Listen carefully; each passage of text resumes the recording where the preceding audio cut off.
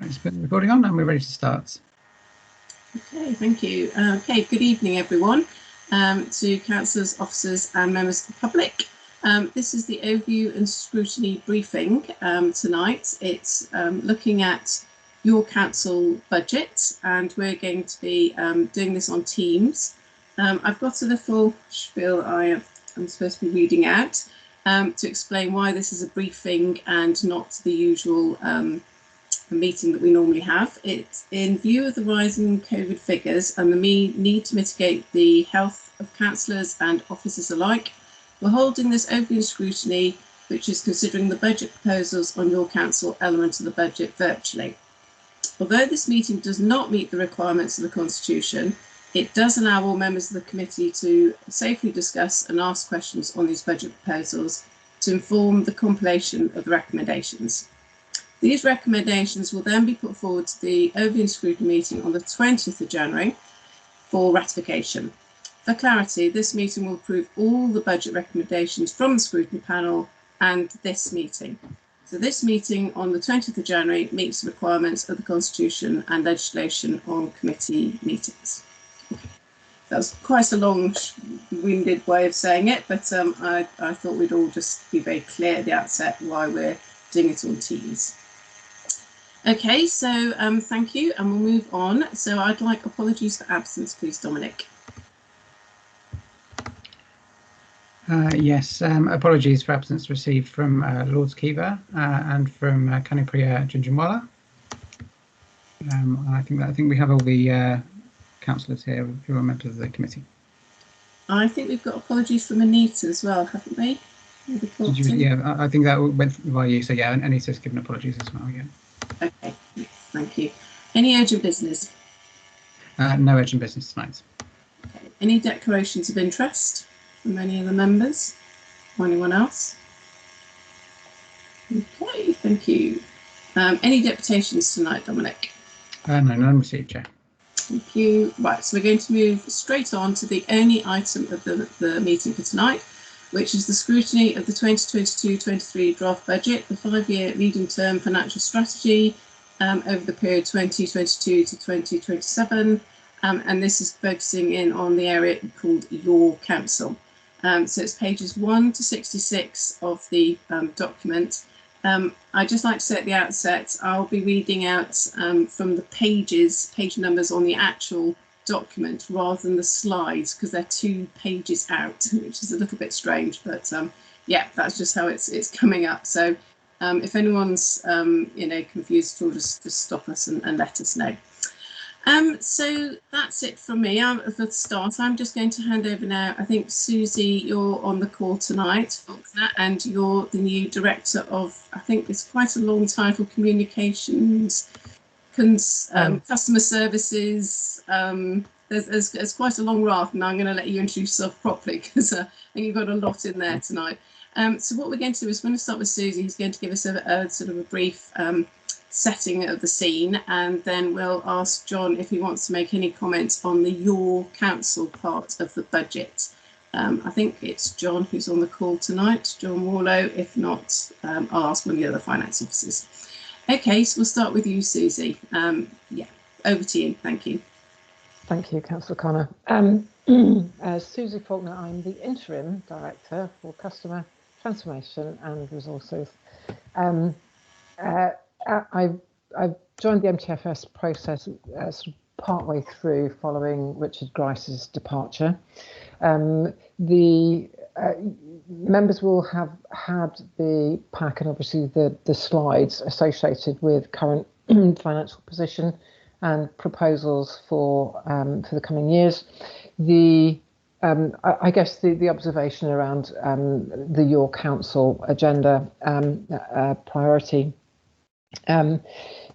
is very much that your council are all the enabling services and all the support services for the rest of the council and for the borough.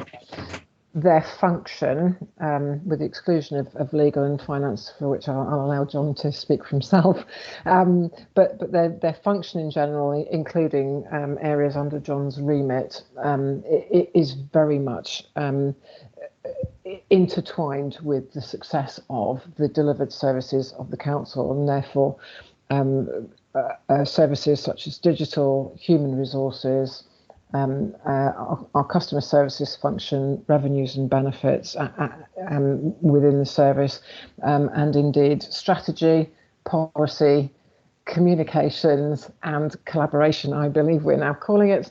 Again, absolutely pivotal to the overall running of the council. Our services are not there principally to deliver services front-facing, with the exception of customer services. But I like to think that if we're doing a good job, the rest of the council wouldn't survive without our support. The financial pressures are challenging.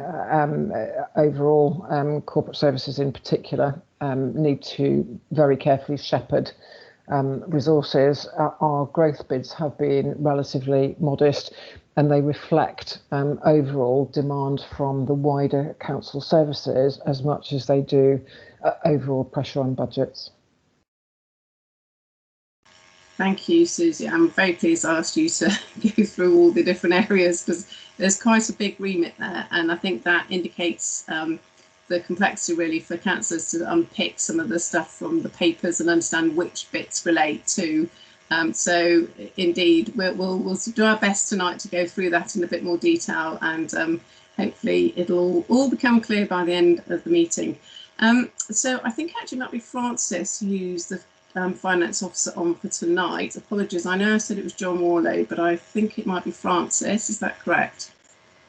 Yes, I'm here sort of representing, because I sort of support your council area as well, and we do have John O'Keefe if we've got any capital specific questions later on. So did you want me to say anything more around your introduction, or? So if you're happy to give a sort of a 30-second, I won't ask you for very long, Francis, but it's just to sort of put the your council into the scene of the other, because there's quite a lot of the paper on the cabinet, which is, you know, I think you can pick out the key bits really. So okay. Yeah, happy to do that. So I think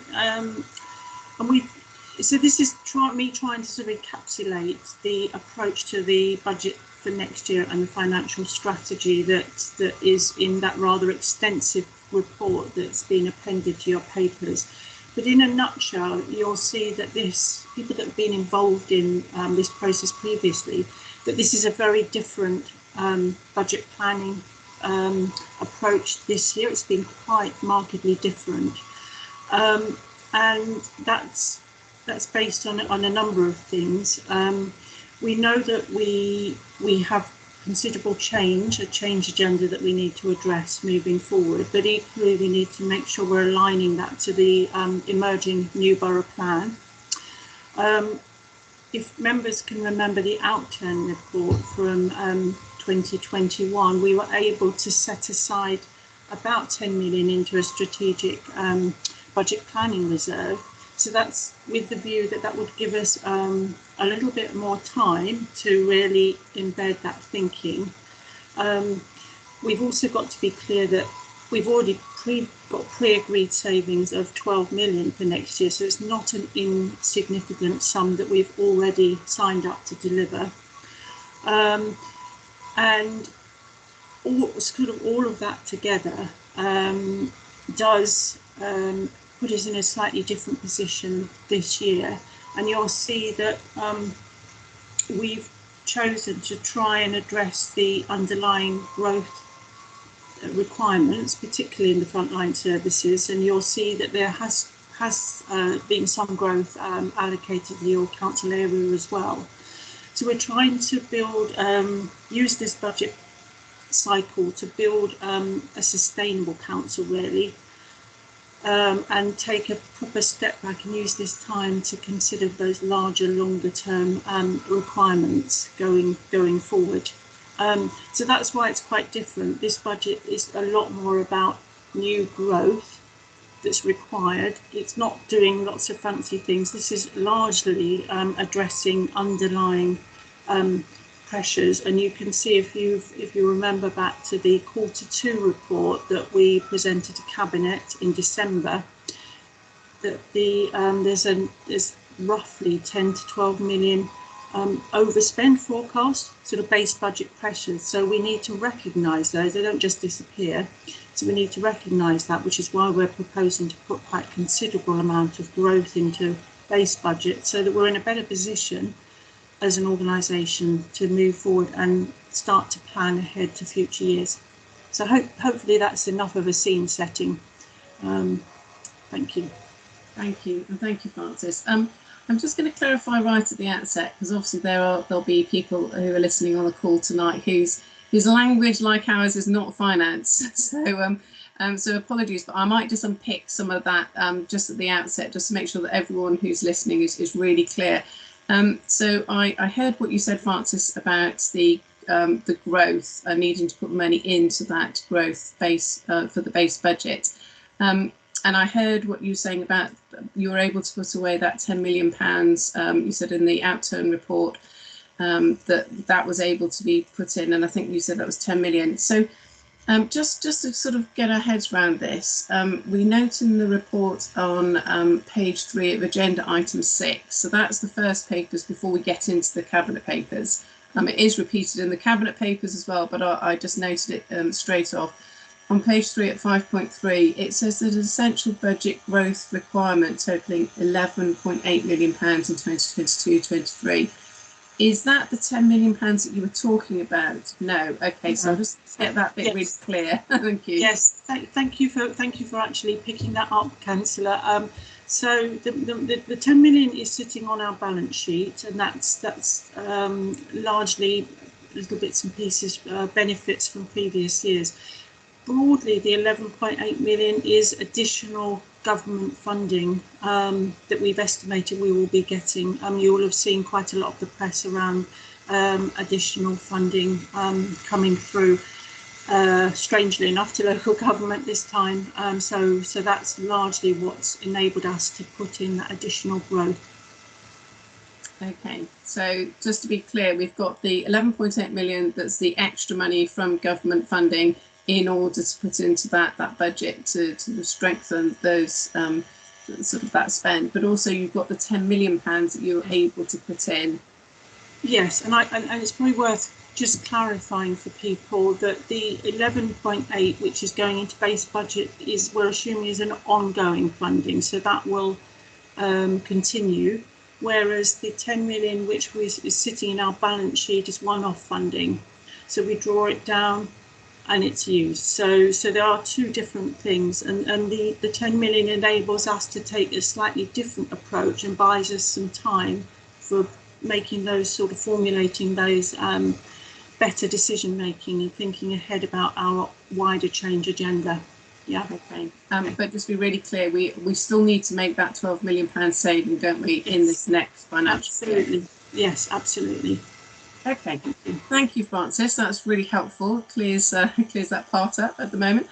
So I'm going to ask members on the OSC members of the committee if there's any questions before we get to the sort of the nitty gritty part of the actual report, which is slide from pages 57 onwards. So this is the part of the cabinet paper report which just discusses the finances in the round and your council finances in a little bit more detail.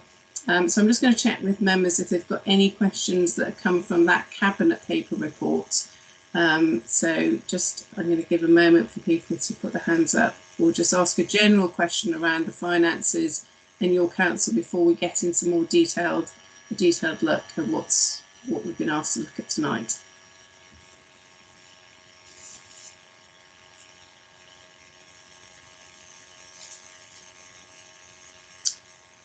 Okay, so there's quiet at the moment. I'm sure everyone's saving up their questions. So I'm just going to very quickly whip through a couple of questions. I just wanted Francis, if possible, just to sort of clarify before we go on to that final part. So we said on page 11, this is the Cabinet's 7th of December report, which starts at page 9, but I'm looking at page 11. And on page 11 at 1.3, you just say about an application of £4 million reserves. So before we go on, I just wanted to clarify the use of reserves. Now, I know you said about the 10 million, which is a one-off, and that was from the outturn report. but it's just about the actual reserves that we've got, and I'm assuming this is from unearmarked reserves. So could you just sort of give us a little bit of clarity about, are we using any reserves, and if so, where those reserves are coming from? I mean, are they specifically designated for this, or are they unearmarked? Thanks. Sorry, I will unmute myself. Sorry. Yes, so you'll have seen in that main cabinet paper that we are assuming that we will need to use some of the reserve to balance the budget, and it will be coming from, it's planned to come from that strategic financial planning budget. Okay, and you mentioned 4 million. Is that the amount that you're looking to use, or have you got any concerns that you might need to use further reserves, just, you know, for any other reason? In terms of setting the 22-23 budget, I think the report did make clear that although we'd had this spending round announcement, so spending round came out at the end of November. When we published the report, we hadn't had the provisional local government finance settlement. So I think the report made clear that we'd made certain assumptions, and we'd assumed a certain that 11 million additional growth funding. Clearly now we've had that, and we are looking through and considering the impact that that's had. And I'm sure John will next week talk you through in a broader terms about that implication. But I'm not expecting, it's not created any concerns for us in terms of our big change from what we've put in the December paper. Okay, thanks, Francis. Okay, I'm just keeping my eye out for hands to go up, but I'm just going to ask whilst I'm waiting for that.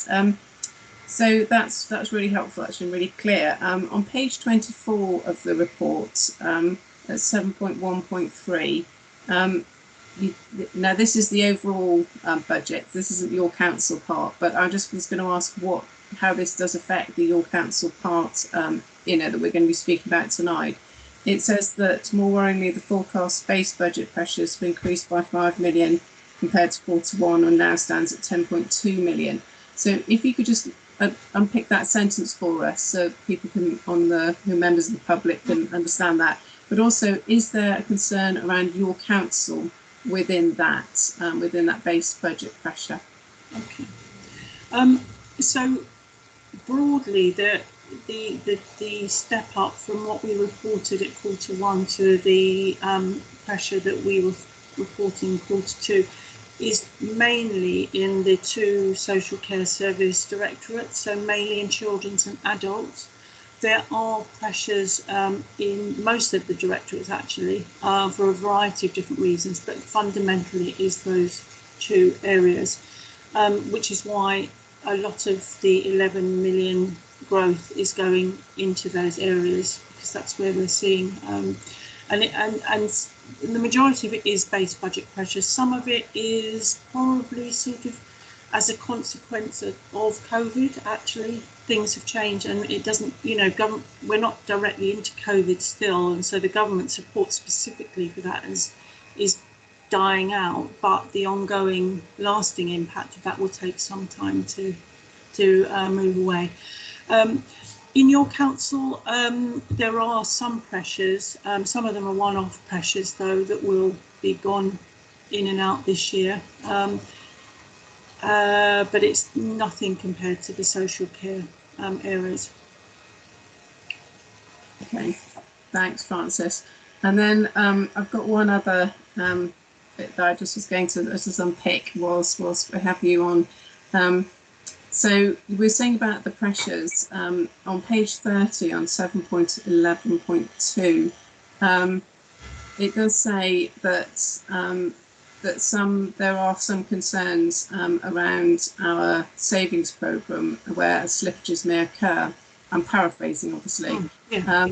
But also it says that some may no longer be deliverable. And I don't know if Susie particularly wants to come in, because you might know more than you on this, Francis. I don't know how this works, but Is there anything within your council bit that you're, I mean, I know we're going to get to the RAG rated savings at the end, but I'm just sort of to highlight to councillors at the start of this process, is there anything that you're thinking, okay, this looked like a good idea, but for all, you know, all sorts of other reasons, actually this is, you know, it's a real pressure that we hadn't realised, and that might be difficult to make that saving. So can I just answer before, and Susie, I'm sure will maybe join in. Yep. So I think we you know, that when we do our financial planning, we try and be as realistic as we can, and you can imagine we do well, as you know, we do a medium-term financial forecasts.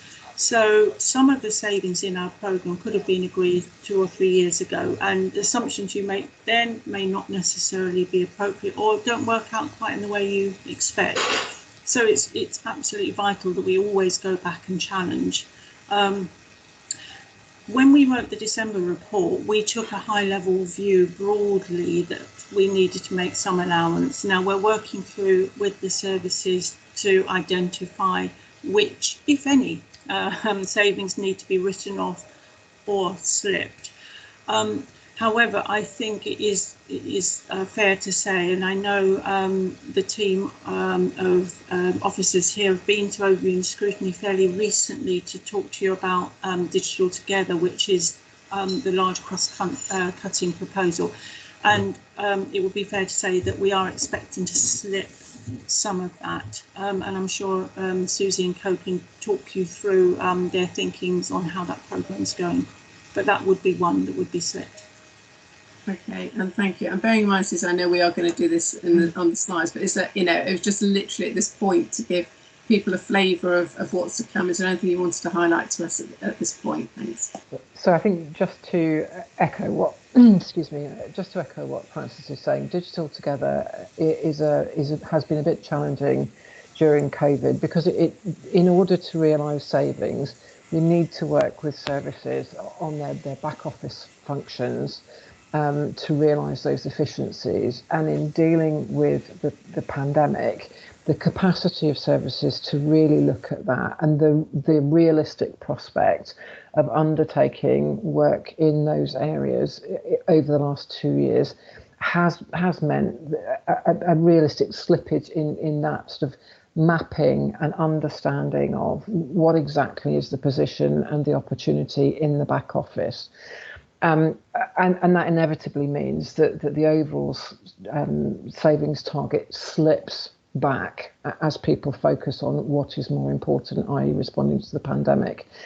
I think the conversation now is very much about revisiting and revalidating and identifying new and changing priorities associated with Digital Together. And the expansion into a wider digital transformation programme that thinks a bit beyond purely back office and starts to look at prospects for automation, for example, making better use of robots, data integration, and clearly making much better use of our very significant data capacity in a more structured way to better inform targeted investment planning and the management of demand in a more active way, so that we're understanding more about our population and their needs, and therefore sort of advising in a more structured way across the council as to how we proceed. So those things associated with digital give me proper confidence that that one, we can meet the savings target, albeit we are going to slip from this year to next year. But I think that's realistic given context. Okay, and thank you. That I know it's just a sort of quick brief thing because we're coming into it in more detail now actually. So thank you. That was really helpful. It was just really helpful just to sort of set the scene with the finances for those who might be on the call tonight that haven't sat through other budget meetings that we have already done in the past. So thank you, Francis, in particular. That was really helpful and very clear. Councillor Carlin, sorry, yes. Your question.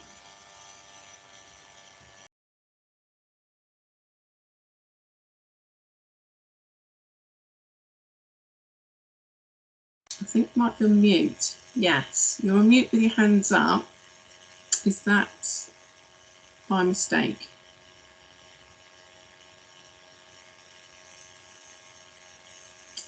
Okay, whilst we're sorting out what's happening with that, I'm going to ask Dominic, because when we were coming to the slides area, Dominic very sensibly suggested that we sort of put the slide up on the screen so we knew which area we're specifically looking at. I think that's helpful for us and also helpful for others on the call. Councillor Carling, you're back. Sorry, Pippa, I can come in now. Sorry, I'm no on my phone and I lost my screen. I just wanted to just get a little bit of clarification from Susie. Thank you for that. I just wondered whether, I appreciate that COVID has impacted on the slippage of the savings in that area. But I was just wondering whether we may be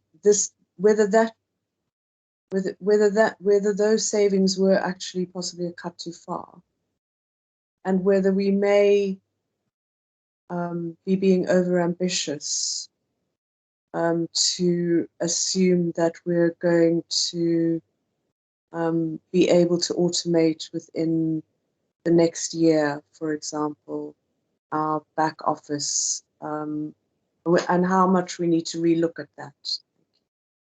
I can see Councillor Chandwani with that. Yeah, Councillor Chandwani. Sorry, Susie, you've been picked to the post on that one. And then Susie, obviously, if you'd like to come back, but Councillor Chandwani. So I had to put my hand up because I heard something that I think has totally changed the narrative of Digital Together. It's not cuts program, so nothing is being cut.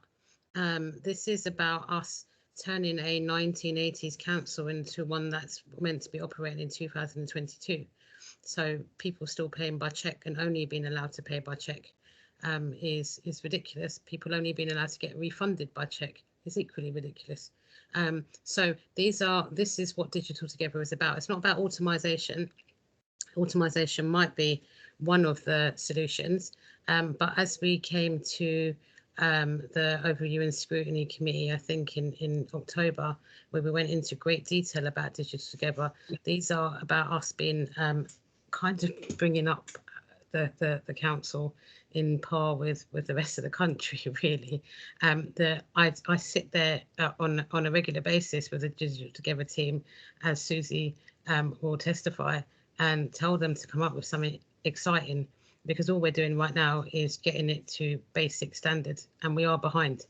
For example, me and Susie have some really interesting, exciting conversations about clouds. The fact that we still got servers running with aircon to kind of keep it going is just, I mean, I work at a voluntary sector organisation. We don't even have that. That's mad. So there's so much there to do, but they're not cuts. What they are is working with the current technology that most boroughs are working with, and then from that you will see savings. They're not cuts though, they're just more efficient ways of working. I just wanted that to be clear, but I'm happy for Susie to come into the rest of it, but that definitely was not a cuts programme. I think, yeah, thanks, Councillor Chandwani. I think because it is in the savings proposals, there is that language, isn't there? Yeah, so I think that's. But yeah. it's not a cut. So sorry, if I could just come back. Thank you. I completely appreciate that. My question was really more to do with whether in this change we may need to, at the same time as becoming more efficient, etc., we also may need to see some revenue growth in some areas to do things more efficiently and better. So whereas in the long term, I'm really looking at kind of what was the short-term savings being predicted after this year. What I was more interested in is whether it just might take longer, because we may actually need to invest in some things, and if we're as we're bringing in these wholesale changes to bring the council up to yeah. So if you recall, where they might just take longer to realise the savings out of it. So if you recall, Councillor Carlin, sorry, just for a second. Sorry, I'm just going to say, because I had a request at the outset that we do tell people where we are when we're discussing these things, and this is on page 64. So just if anyone's looking at this online and actually is wondering why we've suddenly gone to this area, this is on page 64 on the Mtfs savings. We are going to come to this because this is one of the key areas that. So if you could be incredibly brief at this point, because otherwise we're going to be a little bit out of sync, because we are literally going to come to this in the next few stages. And actually, I think the revenue growth bit that Councillor Carlin was talking about, that's the next stage on page 57 that we're going to be looking at. So I'll let Susie come back. Sorry, Councillor Chandwani, but I'll let you respond in greater detail when we come to it. Is that okay? And I'll let Susie have a quick response now, and then we'll actually stick on the agenda, because otherwise for people watching it's a bit tricky to see where we are. Thanks, Susie. Thank you. I think I don't want to get into too much technical detail, but just as an overview for Councillor Carlin, the Digital Together programme, as Councillor Chandwani has quite rightly pointed out, is not a cuts programme. This is about releasing funds from within areas where we have transactional activity or outdated manual processes, and where we can simply take advantage of a more digital world, particularly post-pandemic, to release money that will help us to manage other areas of growth. We do have bids into the current MTFS under the capital programme, which will help us to realise the achievement of those efficiency gains. But this is about managing the fact that overall demand is growing on the council, and we need to release funds from some areas so that we can meet growth demands in others.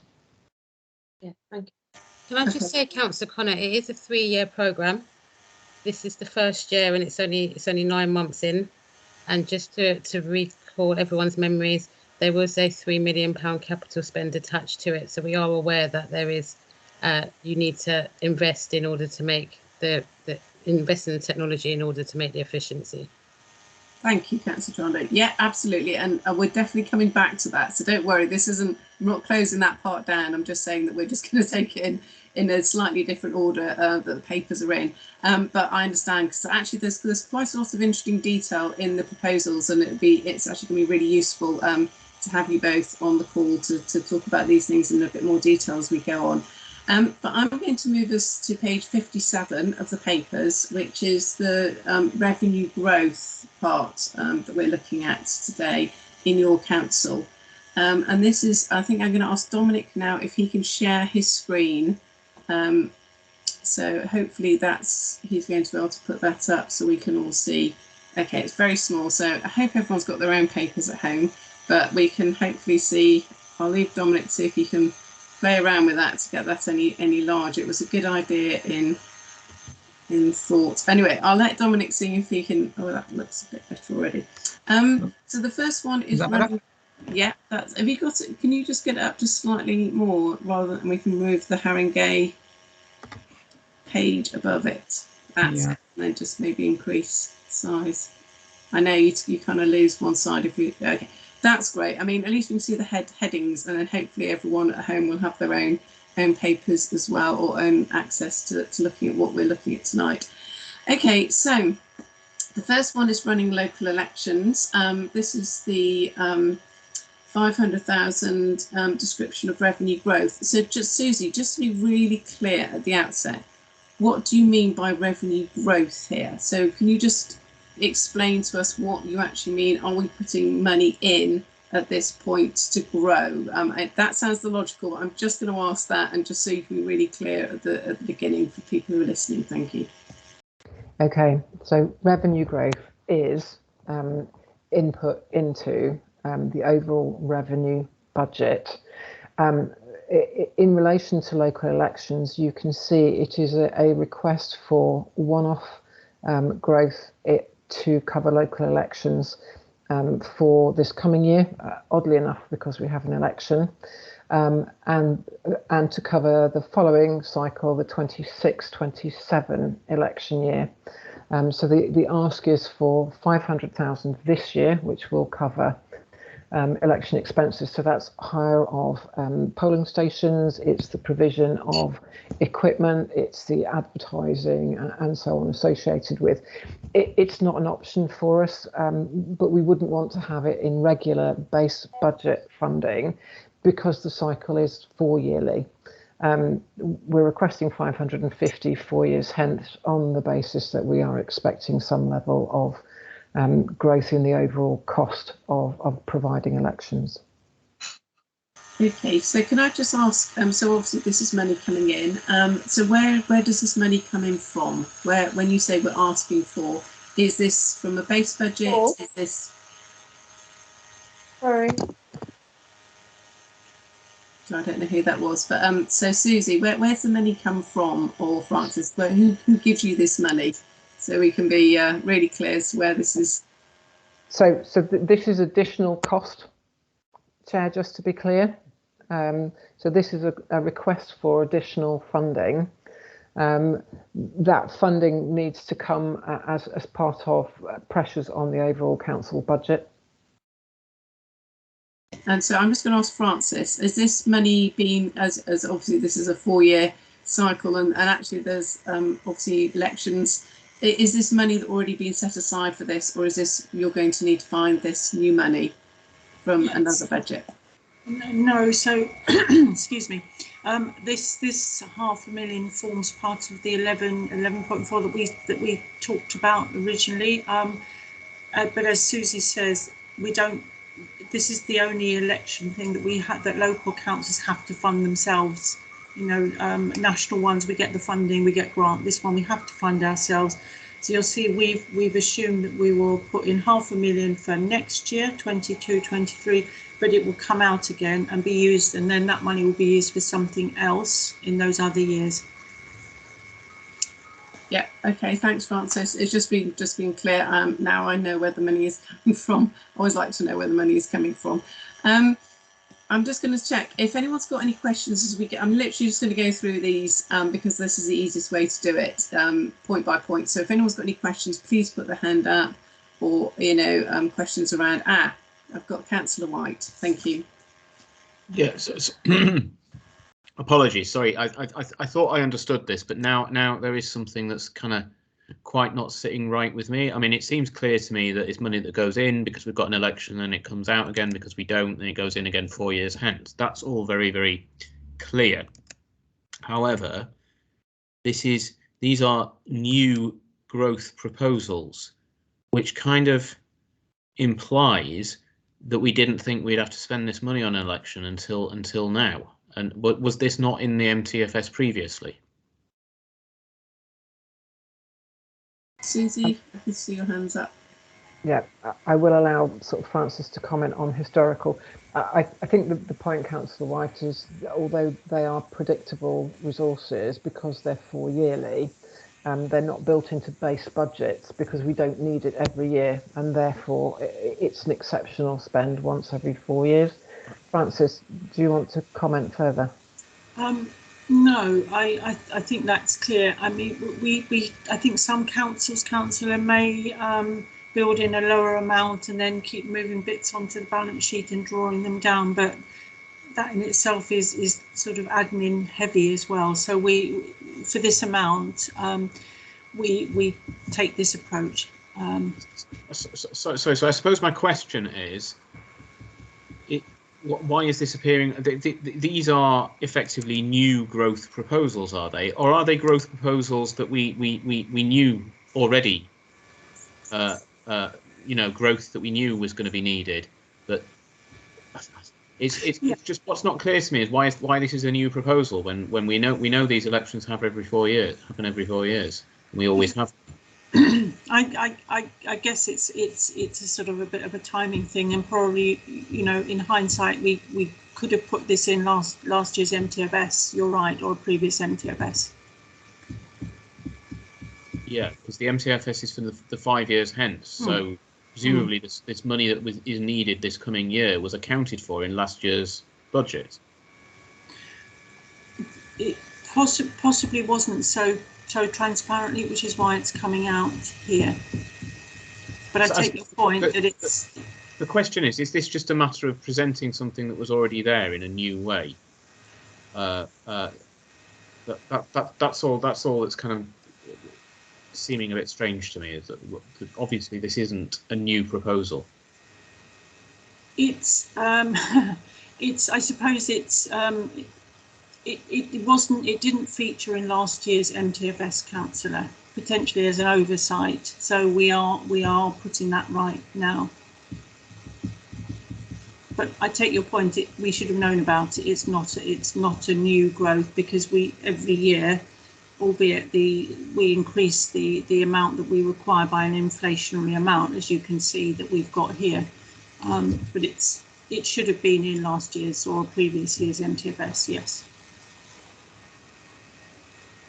Okay, that's all right. Does that clarify that? I think for us, what you're saying is in future this is just going to be in the budget, MTFS going forward. Yeah. Okay. Thank you. Yeah, I thought it was a bit of an odd line. So the second one we've got is the back office statutory functions and sustainability. So you've got some new money coming in at this level as well. And I noticed within this it said about legal. And I think we in Scrutiny have sort of raised concerns before when there were some removal of financing away from the legal services because of our concerns. It was a statutory function, and that if we didn't provide it, then it would be difficult. Now, I know that's only one of many that's in that list. But so I just wondered, Susie, if you give us a little bit more clarity around that. So it's 1.2, I'm sort of rounding figures up here, 1.2, 1.3 million new money going in, and that I think we've got the understanding it was from that 11.5 million that Francis mentioned at the beginning. So where's the pressure in this particular area? I mean, I'm sure there's something within this there's a greater pressure than others, and is it in the legal side? And then Councillor White, you still got your hand up, so I'm not sure if that's another question you wanted to follow up on. Apologies, it's a legacy hand up, obviously down. Thanks. Okay, Susie. Thank you. So you're right. We identified a couple of areas in which obviously we have a new monitoring officer, and we have revisited reductions in budgets from previous years, particularly in relation to proposed savings in legal and finance. I think they're the significant areas. And the monitoring officer felt very strongly, and the 151 and I agreed that there was a very good case, and Cabinet sort of evaluated it. In fact, we had a considerable conversation about the legal services area, but a post was taken out of legal services, and the view has been it was a post that was, it would be wrong to say inappropriately taken out. The view was that the post was probably better delivered in-house. The 141 has also asked for a couple of apprenticeships, so there's a financial pressure, but there is really something about growing our own legal resources, which I think is an excellent approach to take as a borough, because it encourages local young people into the profession, and two, into local government. Legal is an area where we constantly have churn because of the pressures of the market and competition. And this feels like quite a pragmatic way to develop a sort of longer term relationship with people who have a particular loyalty to the borough and to a council which would support them.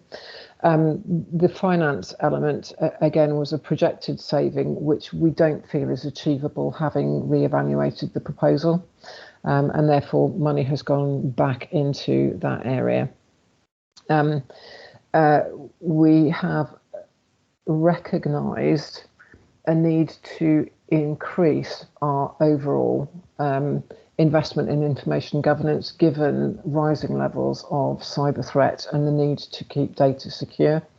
The more we work with data rather than any other vehicle, the more important it is that we have understood how we own, manage and dispose of data in secure and appropriate ways, and that we're not retaining data that we shouldn't, that we're not gathering data that we shouldn't, and therefore that advisory capacity is essential to us. And it was felt that in-house we needed some beefing up of that resource.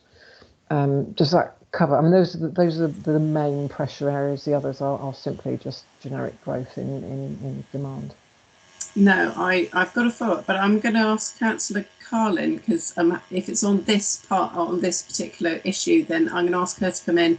She hasn't, so I know I've spoken more, and then I've got Councillor Davies who'd like to come in as well after that. But Councillor Carlin, over to you.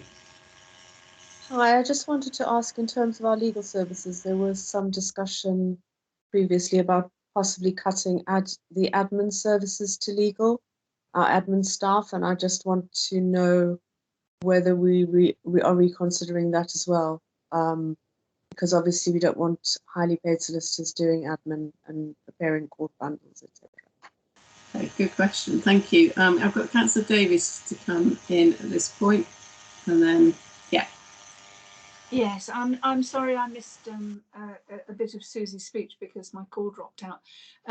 But what I did hear was a very accurate summary of our thinking on it.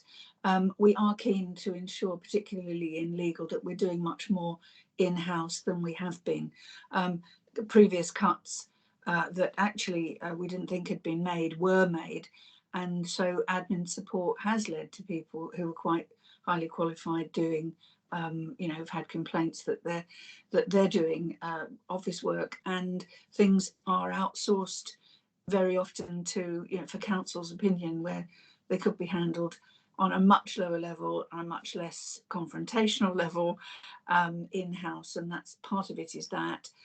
And this has come from the new monitoring officer, or relatively new monitoring officer, and represents a shift. It is a kind of quiet insourcing really that's going on throughout in the back office functions. It is drawing things by increasing the number of staff that we have working for us centrally.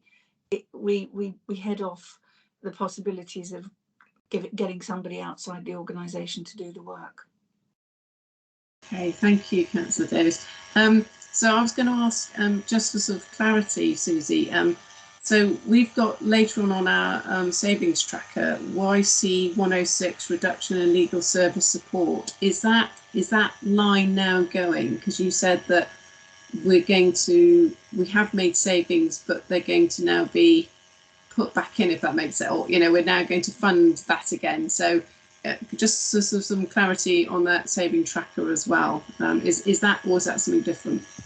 So that's an existing savings commitment. What this does is it refreshes the way in which that support to legal services will be provided, in line with the recommendations of the monitoring officer, our current monitoring officer, having reviewed her service and the needs. So the provision will be slightly different. It's not a like for like in out in as it goes. So this is an appropriate growth in legal services that represents what the monitoring officer deems she needs. It doesn't necessarily simply put back what has been taken out.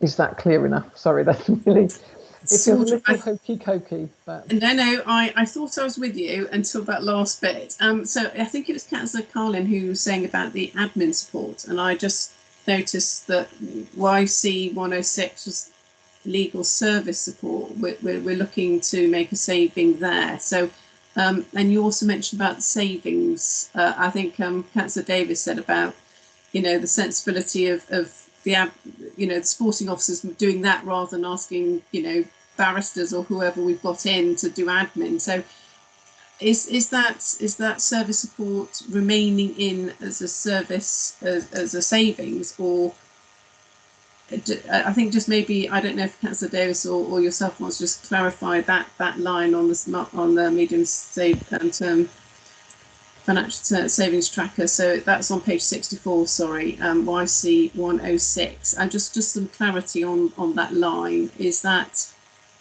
what we're saying is going to be removed, or are you saying that saving is going to continue, but there's this new growth and it is a different legal support that you're getting? Okay, you're nodding at me, so I'm taking that. Okay. Yes, your point is correct. So this is about designing an appropriate legal service for what is now required, and we will meet the support needs of the professional individuals. There is the provision of an additional professional who will work in-house. But my understanding is that part of the value of the apprentices is they will provide some of that lower level legal focused admin support. Okay, thank you. I'm just going to check. Yeah, I can't see anyone else's hands raised at the moment. So we've just got the residents and communities engagement and participation. We're putting extra resources into that. So that's £100,000 going in.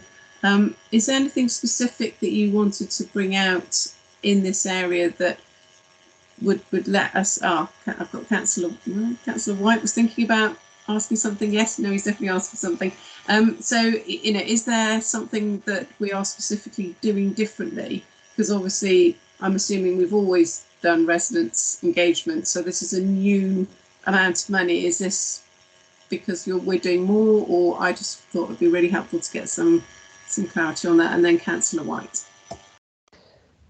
So the intention around this is actually recognising that during the pandemic we developed much better communications with our residents than perhaps we have historically delivered. This is about the ambition to develop and sustain that. So we've had COVID funding that has enabled some of that improved communication. Some of it has been a really positive response from the communities. As the pandemic starts to, I hate to say normalise, but as that kind of immediate panic associated with the pandemic has receded, communities have started stepping away again. And this is the ambition to really encourage those people who would like to work with us to have a greater say, a greater influence on the forward direction of the council, and that we are talking to our communities in a more authentic, more participatory way. So it is really designed around developing our capability across the organisation. So this is a resource that will help us to develop consistent approaches to doing that will help us to do things in a way that look like best practice across organisations who wish to do that kind of extended engagement with communities. And it provides an additional resource to design that engagement and participation strategy as a refresh on from the pandemic. So it is developing that capability and that desire to communicate and engage with communities. Currently, we do quite a lot of formal consultation and some quite binary engagement. There are other service areas some of our service areas are doing much more participatory collaboration, co-production. What we're looking to do is to do more of that across the council, and this is a capacity to do that. Okay, I've got Councillor White on this, so I'll let him ask a follow-up question on that. Thank you. Yes, my question was really, I mean, it's very similar to what you just asked, Chair, right?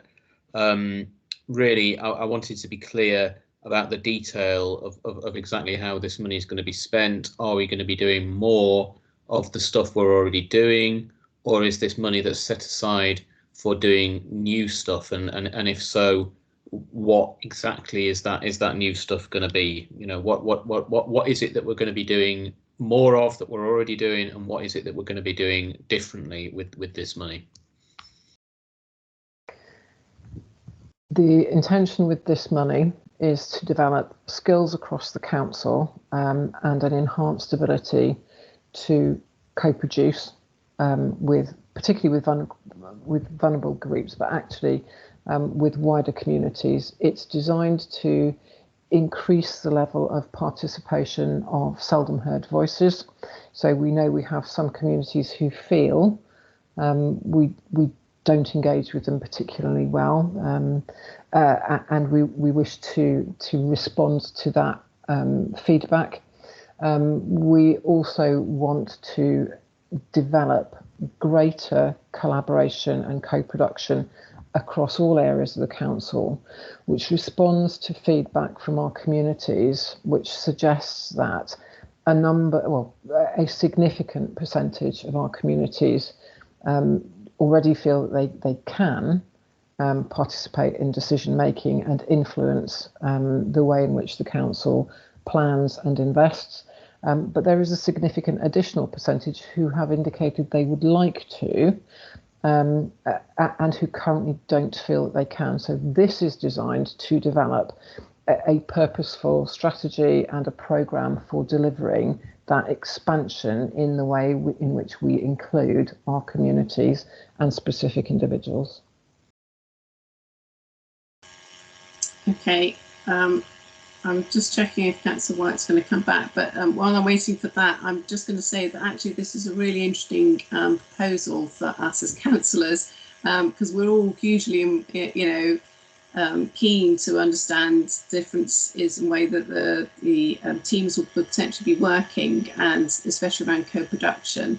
So this isn't a finance recommendation, and I know we're doing the budget, but I think I'm just going to throw this out there, and maybe to the chair, Councillor Moyed, that this would be an interesting area for us to sort of look at a little bit further and maybe get some examples of this new way of practice, because this is an area that excites councillors. Anything that improves our, the communication with our residents, the conversations with those hard to reach groups, I think is of huge interest to all of us. So I think we would just be really grateful to get some further information on this outside of the meeting. And admittedly, this isn't a budget recommendation, but it's just a recommendation for an understanding of this proposal in a greater depth. Susie, back to you. Thank you. Claire McCarthy and Jean Taylor are currently developing proposals around that, which will go to CAB shortly. But given the recommendation, I'm sure, Claire, if you're on the call, I'm sure it would be possible to organise an all-member briefing once we have agreement from CAB around the proposals. I am on the call, Chair. Apologies for not putting on my camera. My internet's not working very well, but it's Claire McCarthy. I'm the Interim Assistant Director for Strategy and Communications. I'm just very happy to agree that we provide that facility for members with a briefing on this as soon as it's possible. Excellent, thank you. So I hope that's okay, but for my OSC colleagues, I think this is one of the areas that we are really interested in. So I know it's got not an enormous amount of money compared to the rest of the budget attached to it, but I think that could have quite a large impact on the way information is communicated, and we get that understanding back from residents. So thank you for that. I can't think, I haven't got any other recommendations on that first. Anything else to add? Just checking with my colleagues on the call if there's anything else that they've got that's immediate. No, okay. I know we do recommendations at the end, but it's just as we go through. Sometimes it's easier just to sort of highlight things as we go through. Okay, so I'm going to ask Dominic, thank you, to bring up the next slide for us.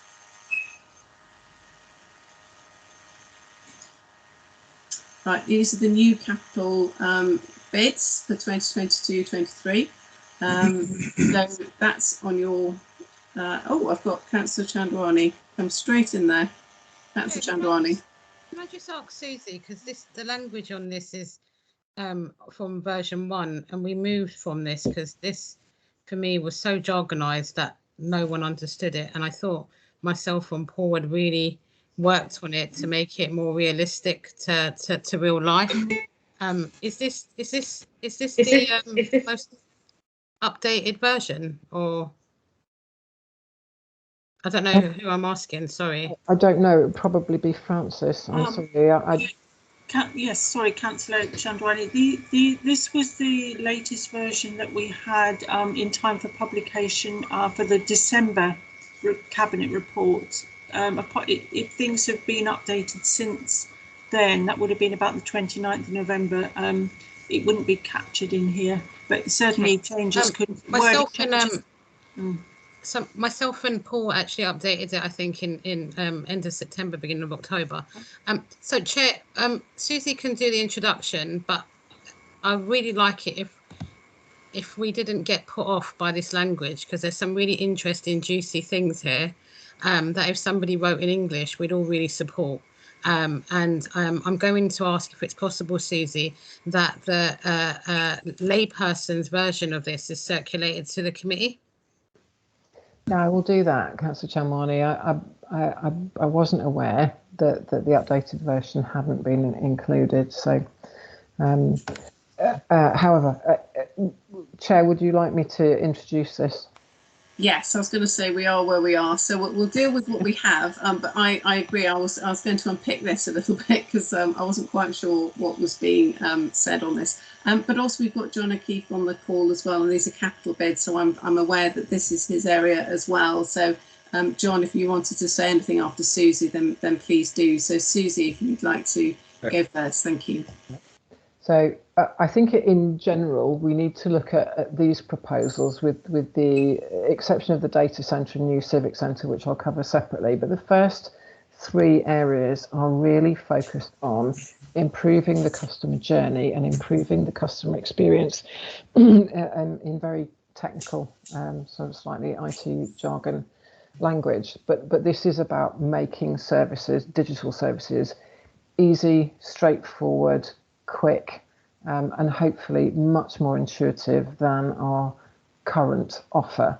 When we talk to people about local government digital, and this is true in my previous authority, people tend to talk about not liking digital, and very often you do the investigation, and what people don't like is the fact that local government digital offerings are generally quite clunky. So this is all the sort of history of implementation. They're quite clunky, they're difficult to navigate, and the intention with this is to make things easier, quicker and smoother from the point at which somebody makes a first inquiry to the point at which service is delivered, and ultimately when their issue has been resolved.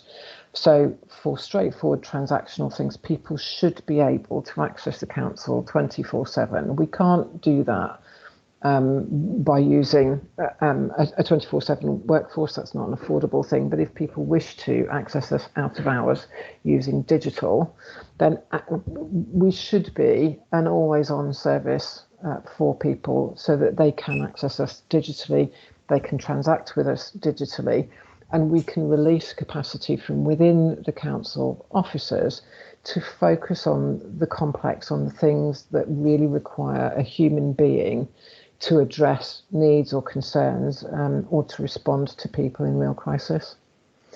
So that's the purpose of the first three.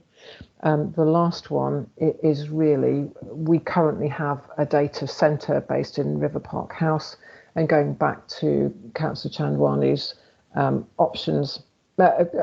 Councillor Chandwani's observations earlier, this is about supporting the move of most data, most systems into a cloud-based approach.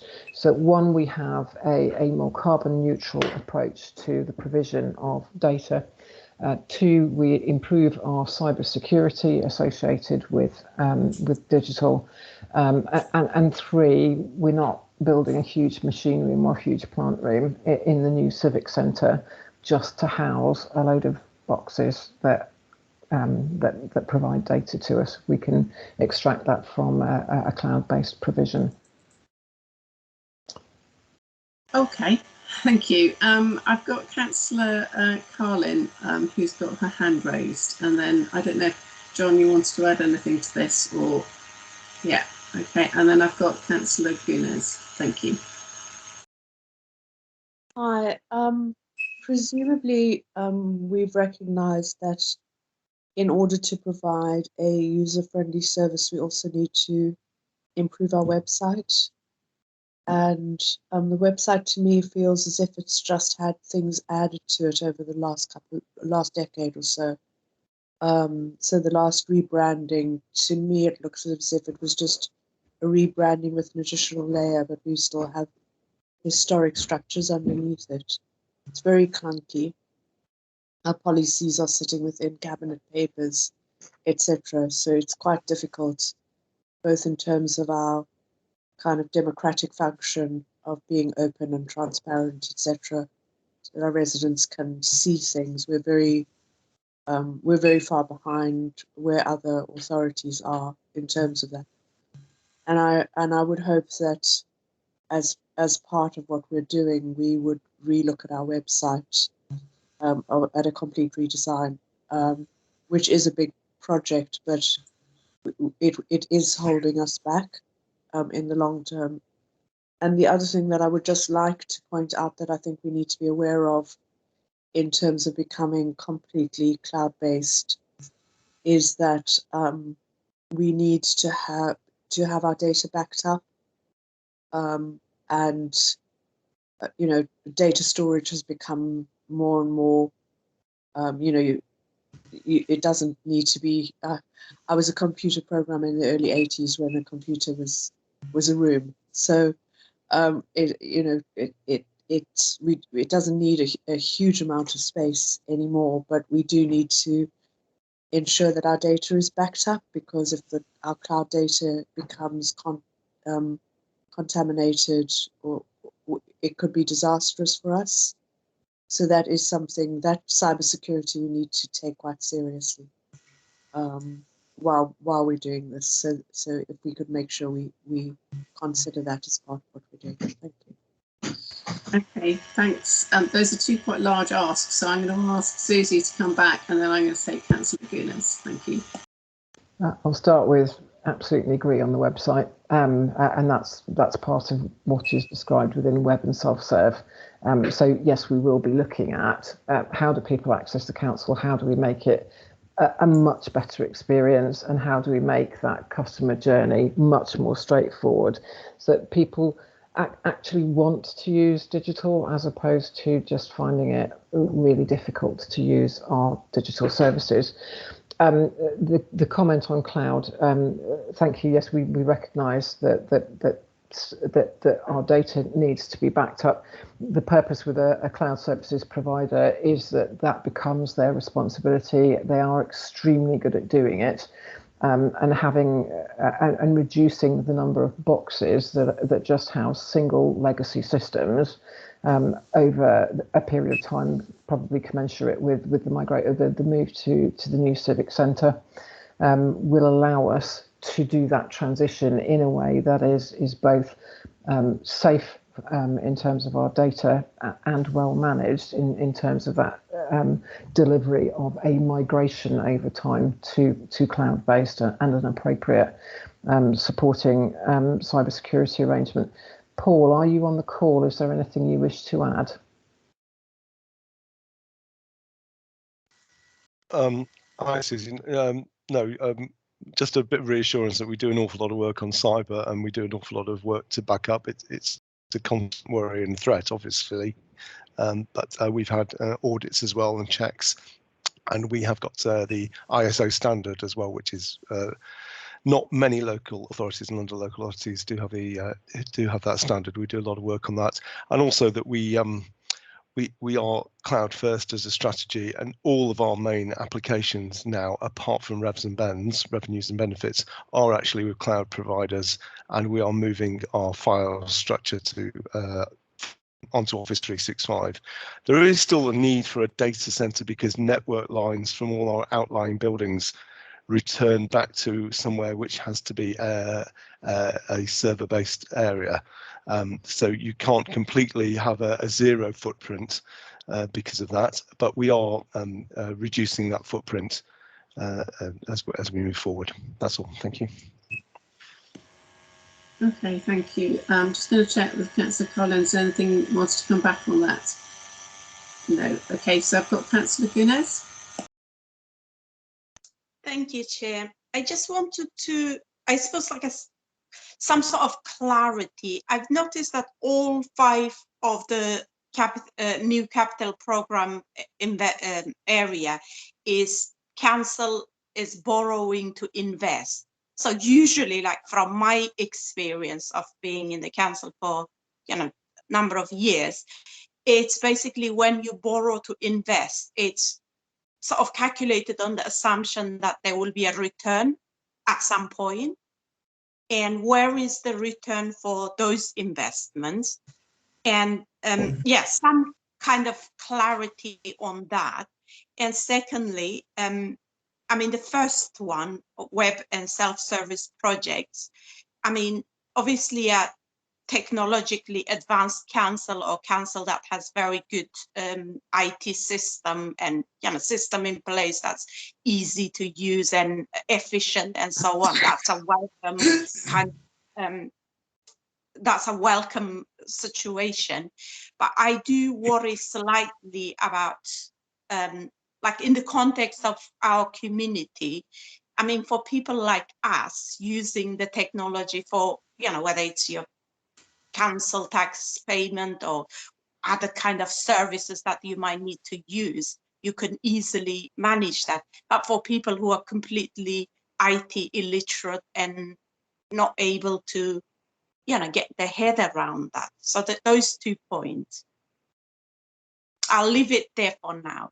But like I said, my main point is that it is funded by borrowing, and where are we planning, where are we kind of estimating that when would this be a return or bring some sort of revenue back?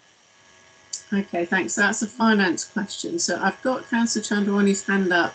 Are you happy to take the finance part, or do you want me to ask John O'Keefe on the finance?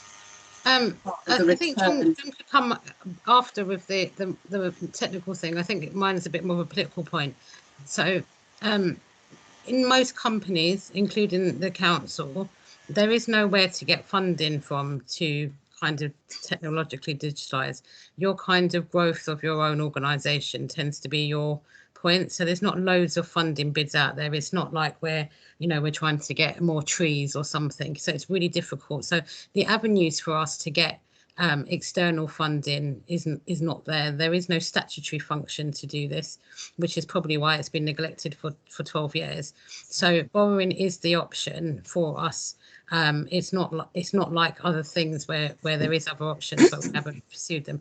Obviously, the government randomly come out with some government digital initiative where each borough will probably be able to bid for like $500,000 or something, but this kind of scale of stuff is meant to be absorbed by the council. I think what I would say to Matt Boulay, and the one that I think that she would be really excited about, and which is I was excited about, which is called the EDM here, but in the real world, and the document that you are going to get, this is about us being a strategically data-led council. So at the moment, if you said to me, is there any data or information on our residents, we're probably most likely to tell you about the census, and the census doesn't tell you anything. But actually, when we look at other boroughs, they've got real data that they're purchasing. They're able to tell you how many people have been in the country, what their citizenship years are like, how many children they have, real kinds of information that is held by various people that we don't subscribe to. So we don't have that data. Now, what that would tell us is the real communities that are in our borough, and therefore we can target services at them. And if I give you an example of one that we're doing now, there's something we're using called LIFT, which is Low Income Family Tracker. And it's an example of this, and maybe we should come to Scrutiny and show you how it works. But it's able to tell us the income of every single household in this borough. So we were able to, when we've got the government grant for the household support grant, identify the 1,000 lowest income households in the borough and write to them all and ask them to verify whether they would like to claim this £150 grant. That's the sort of, rather than just putting out a flyer and asking people who want to come forward, it's actually targeted at people we know. If you have this level of data at the moment, Lift is the only real thing we're using at that level. I'll end there. I hope that answers the question, but in terms of the capital borrowing, I know John's going to tell you how much we've all got to pay back as well. Yeah, thanks, Councillor Chandwani. And yeah, John, so on top of Councillor Guinness's excellent question, can I just also ask that you give us a very quick explanation as to how we're managing to use capital funding for this? Because obviously we think of capital as building new schools or something. So just explain to us about how that we're able to do that within the capital budget as well. Thanks. Okay, no problem. To answer the first question about return, I think as Councillor Chandwani said, this is business as usual. It's stuff that any normal business and council will invest in, and it will do it on an annual basis to make sure that its equipment and its infrastructure is up to speed. And what we have here, as has been said earlier in the evening, is that we're paying a bit of catch up with what other people are doing and in developments in this particular area. So in terms of a payback, there isn't a financial payback that you can directly point to. Our payback will be the better engagement with and services that we deliver, and us not falling over as an organisation so that we can carry on delivering services. In answer to the slightly more technical question about how we can spend capital monies on this, it is allowed for under the definitions within the accountancy world, because it's an asset that's it's an expenditure on a thing, an asset that is going to derive benefits for more than one financial year. So that's capital. And so when we do these investments here, it's a total cost of bringing the asset into use. So that will include all of the things. Sometimes you might think about it as being not particularly capital things like project management, but it's the total cost of bringing that asset to a position so that it can start delivering that which it was designed to deliver. And thereafter, the maintenance of that particular asset becomes a revenue expense. And the payback of that and how that works, as you can see, the cost of this investment is approximately £560,000, and that is built in to the Mtfs. So it's a cost that's going to be built into the Mtfs. Is that okay? Where did you get the £560,000 from? Sorry, John, just very quickly. Bottom right-hand corner. Oh, the revenue. Sorry, the revenue. Yeah, revenue cost. Okay, thank you. I do like that you've put the indicative revenue costs of borrowing. Excellent, thank you. That I find that incredibly helpful. You should be able to see from there that approximately for every £1 million that we borrow, we have to pay back £55,000, and that's a mixture of interest and paying back the loan. Okay, thank you. So Councillor Guinness, just very quickly, I'm going to come back to you to check to make sure that you feel that question has been answered. And then I've got Susie. Susie, is this, if you're talking on this point, then that's great. If not, I'll go to Councillor Moyed first, because he's had his hand up, but I'll just check with Councillor Guinness first. Are you? Yeah, I'm fine. Thank you. Okay, thank you. Susie, can I just check, are you adding something to this?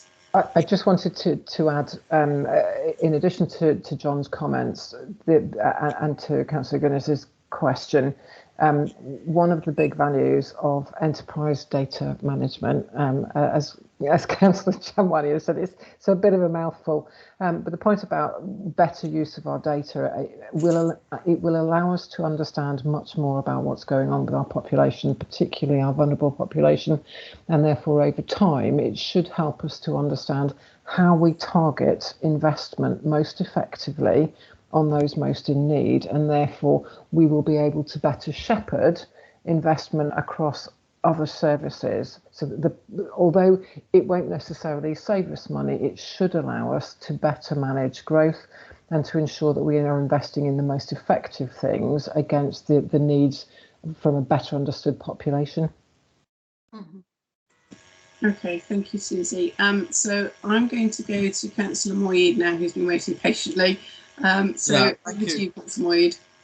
Sure, thank you very much. I just wanted to understand this particular category, a data center and new civic centre, one of the capital bids in the table. So it is. So if I understood it correctly, so this is the move of the data centre from River Park House to the new civic centre, and starting this year, 22-23. But is the civic centre even ready for the move? That's the first question, unless I've misunderstood this. And secondly, why, if there is a move, surely it happens in one go. This is spread out over 4 years. But maybe I haven't understood it properly. So if you could kindly assist me. If I may, Susie, thanks. If you look at the narrative that sits underneath the title, it is actually about more than moving the data center. So this is about the installation of Wi-Fi. It's improving the move of communication lines, network cables, and so on. Whilst there is a data center creation and generator moves, there is also a lot of work around how we provide improved hybrid meeting experience, which I think we've all suffered from one way or another over the last few months, as we've tried to improve our overall AV and meeting capability and kit. So between now and when the data center and indeed the civic center is ready, we need to provide appropriate equipment for members, for officers, to work from the if you like, the meanwhile space, the interim accommodation that we have. The data centre will probably have to move out of River Park House before the civic centre is ready. And as we highlighted, some of this funding will enable the data centre to move off premises and into cloud-based solutions, although, as Paul has quite rightly said, we will still need switch capacity somewhere associated with Civic Centre to ensure that networking is provided. So there is more in this bid than purely the move of the data centre from River Park House to the Civic Centre. Paul, do you wish to add anything else? No, just to say that yes, you're right, Susie. But this is about our new civic centre, the whole infrastructure and the networking of a brand new building with all the things like digital signage. With it may be we've got systems for that are associated with security, with ID. But a brand new building needs a brand new infrastructure to go with it. So as Susie said, it's there's a lot more to it, and there's a lot more detail in the bid. And as Susie said, there's the River Park House being closed before the new civic centre opens means that we need some contingency in there for those moves. It may be that things time out well, or they may not, and that's why there's a bit of contingency in that budget as well. Thank you. Okay, Councillor Wade, do you want to come back on any of that? There's a lot more to it than yeah, I appreciate that. So no, the first question was, why are things happening this year, or is it because the civic centre isn't ready, or is it that you're having to go off-site as you described? Paul, I don't know whether you want to answer. I mean, straightforwardly, we will have to move out. We are expected to have to move out of River Park House. We are also expecting to have to provide AV and meeting technology into Alex House and other facilities between now and when the Civic Centre is ready. We are hopeful that some of that equipment will transfer to the Civic Centre, so we're looking at stuff that will move, but some of that investment needs to be made now, so that we are improving the overall hybrid experience particularly for meetings like this, but also to ensure that if we are going to engage better with our residents, we're providing the vehicles for doing that. Can I just ask, Councillor Mead, if the money is not needed now, we won't borrow on it? So say if you're right that actually we've got it here 22, 23, and actually we don't need to start doing anything until 23, we wouldn't borrow. So it will start to get, we borrow at the time we need it. So I guess this is a case of, the money's there and it's been spread over like this, but if we don't need it until next year, we won't borrow on it. We will draw the money down from the public loans work board when we start to need it. Although they're saying that they do need it now because of the Real Park House situation, etc. But these are, John's put his camera on, which has scared me a little bit, but these are indicative figures. We know the whole project is going to cost about 4.5 million. We've spread it out, but we will borrow when needed. There's no situation of where we're going to just start spending now on a building that is still not even, the lights don't even work at the moment. I don't know if John wants to. I put my camera on in preparation, but I don't. You've covered the point I was going to make. Okay, Pippa, I'm a bit concerned that Matt Boulet's other point wasn't covered. Sorry, Councillor Gunes' other point wasn't covered, which is more around digital exclusion, and the more and more we move to automation and people being able to do things 24 hours, that it excludes people that are not really digitally capable. Is it possible I can just spend a minute just to give an example of how a lot of the times it's us changing the way that we operate rather than we're changing the behaviour of the customer? So yes, and so Councillor Chandwani, obviously, because this is the budget bit. So if it's specifically around the budget part, then yes, please do. Otherwise, I just want to give reassurance, because obviously, although you're agreeing the money, you're also agreeing what we're doing with the money. That's fine. It's just that I am conscious of time, and we've got quite a few more to go through. So I'm very happy for you to do that, absolutely. But yeah, if you can keep it to a minute of reassurance, that would be helpful. Thank you. If I go back to the example of where we've got this money from government, this household support fund, and we use lift data to target people.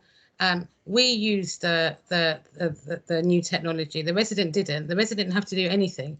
What was good is we didn't have to go to every social worker and say, can you give us the names and addresses of everyone you're concerned about? It was all there. They got written to. Now, what's happened is that resident has been asked to confirm their phone number, and we haven't sent them a check, or we haven't asked them to come down to the office to collect anything. We've sent them a text message if they've got a mobile, and they can take that to 28,000 pay points in the country and get their £150, rather than it being a really clunky paper-based, can you please come with 2 forms of ID, etc. So for that resident, this has been quite a simple process because we use the automation on our back end, rather than asking the resident, can you please scan your 16 eyelashes to this and upload it to this database. It's nothing like that. They've actually not done anything different apart from just confirm their mobile number, and they got their pay point thing, and they've cashed their £150. The other good thing is we can track who has cashed and who hasn't, and we contact them and say, is everything okay? Is there anything you don't understand, or do you need somebody to come with you? Are you less mobile and you can't get to a shop, etc.? And it's all there on a dashboard rather than somebody phoning, is everything okay? So it's kind of simplifying and streamlining our systems rather than asking the resident to change their behaviour. Okay, thank you. That was very succinct. Thank you, Councillor Chandwani, for that. I'm going to ask one last question on this before we move on. The bit that I'm a little bit concerned about, and I have to say, I completely understand that you're going to give us an updated version, which we would probably be able to unpick more easily, and we're not going to unpick it all here tonight because this would take some time.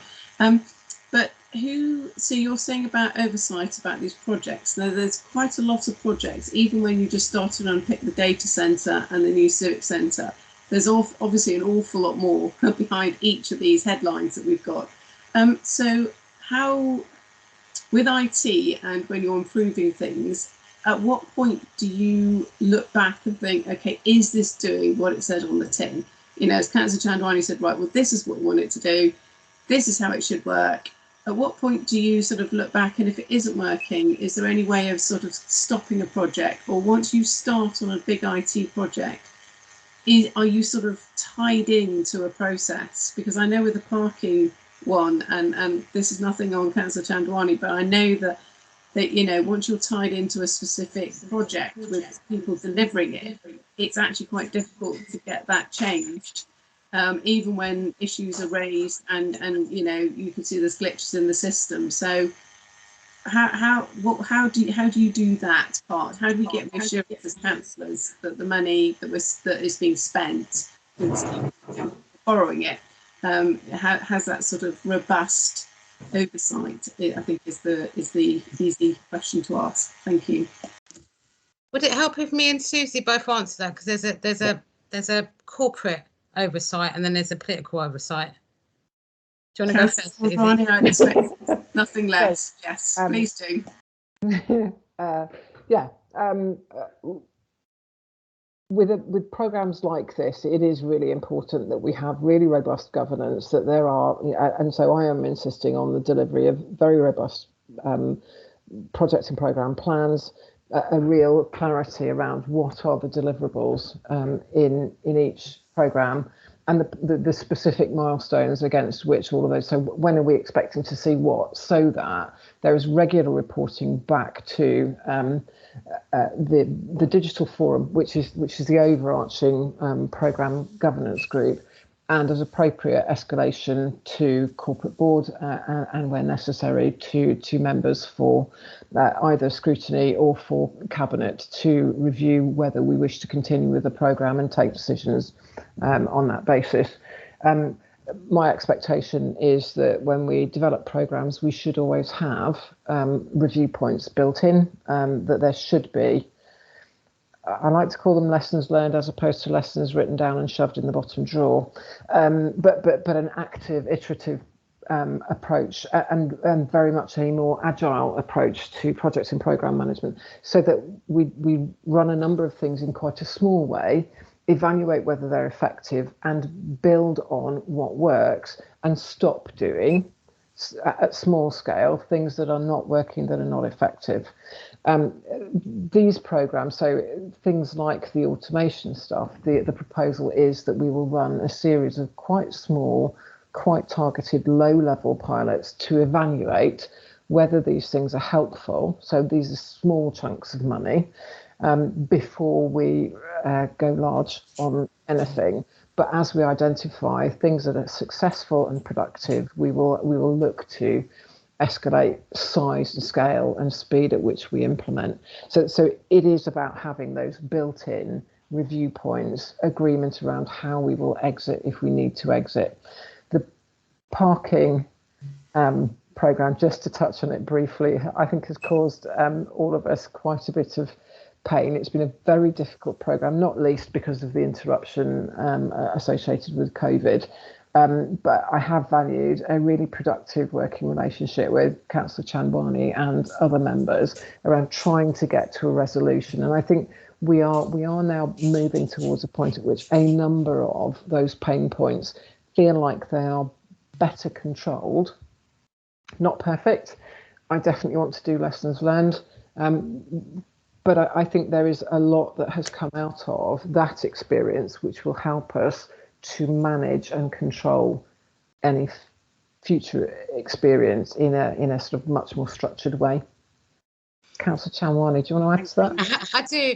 I think there's a couple of things here. So one of the, if you look at Digital Together, and when we next come for overview and scrutiny, some of you eagle-eyed forensic people like Councillor White would be like, what happened to that thing that you told us about?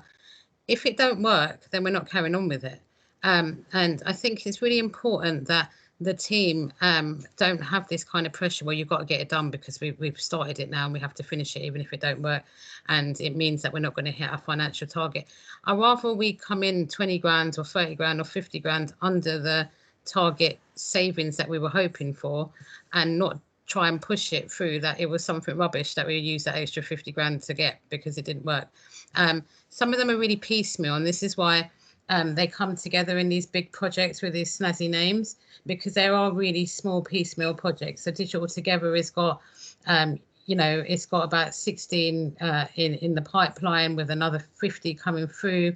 And if they all have their own kind of person looking after it, it'd become quite wild. So they're little projects. So some of them have already been successful. So for example, we've reviewed the paper contract. We're starting to do something in next month to do with the SAP system. So there's all these little things. What I will say to you about the parking thing, IT was not under my portfolio previously. Parking was, waste was, customer service was, but IT was seen as a more back-end function. I think it was under Councillor White. And actually, it's now about making sure that the cabinet member also has that engagement with the IT team and has IT is now in my portfolio to have that holistic thing. Otherwise, you've got 2 or 3 different, you've got the parking team going off and doing this and customer service doing that and IT doing that. And actually, having Susie here has been able to bring everyone together and say, this needs an IT fix, this needs something changed on the website because it's not clear to residents, this needs this. And actually they were working quite separately. So that's been a learning curve. What I will say to you though, is I think the parking IT transformation is going, it has been and will be the biggest thing that we've done in terms of it impacting on the universality of the residents. Apart from parking, the only other thing that's bigger than that is waste. But everything else, like people submitting planning applications, quite a small group of people submitting school admissions, quite a small group of people. But parking is, you know, your hundreds of thousands of residents who are kind of interfacing with that, and that impact needs to be kind of measured like that. I'm not too down on the parking. I think Susie might be more critical about it than me, but you know, we've just hit the 30,000 mark of people using it, and that's kind of in line with what the amount of CPZ renewals that we were expecting. So it's there, but it's not going to take away from the fact that why on earth does someone call something a resident qualification and make it 2 stages and make it so complicated that, you know, that could have been more user friendly. And I think that we've learned that comms should have been involved a lot sooner in this project. But the good thing is that it happened before Susie's time, so she can be more critical than me. But yeah, no, definitely. Okay, thank you. And that's and Susie, that's really helpful as well to get that understanding of the oversight, because yeah, as I know I was going to touch only briefly on parking, but oh gosh, that site still isn't user friendly, and I think that was the first thing that came back up with the web with Councillor Carlin about, you know, making a site that's really easy, you know, to use and to navigate, and yeah, that's been a struggle. So any oversight on that is always greatly appreciated. So I'm going to move on from the slide because we've spent a long time on it, but to be honest, there's quite a lot to unpack here. So thank you very much, and to members for the time on looking at that. But I'm going to ask to move on now to Appendix E, which is on page 61. And this is the draft capital programme, so it's 2022 through to 26-27. Dominic's kindly put up. Is there anything you wanted to bring up on this slide in particular, either Susie or John, around any of these projects? Anything that you have any concerns around, or anything that you wanted to draw our attention to? I think just to clarify, asset management and the civic centre works actually sits under David Joyce. I'm more than happy to attempt to answer questions if members really want me to, but I'm just anxious that I'm probably not the expert on this. I can answer things in a general way, but I couldn't answer them specifically. If there are areas that specifically relate to your council or CTR, I'm very happy to pick them up. Okay, thank you. I'm going to ask members, is there anything they wanted to bring up on this slide, on any of the items? Okay, I'm just having a quick look. So you said it was David Joyce who is on the call today. I'm going to ask him about the scheme reference 330, the Civic Centre Works. If possible, just because that's the largest amount of money on the spend that I noted in this whole area.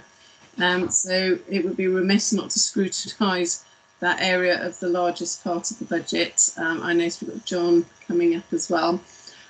So I'm going to ask a really obvious question about the spend of £14.5 million in 22-23 on the Civic Centre works. That's a lot of money to be spending in 1 year, and quite quickly. So is this something that we think, John, is going to be happening within 22-23, or do you think there might be a bit of movement between the years on these figures that we're seeing before us?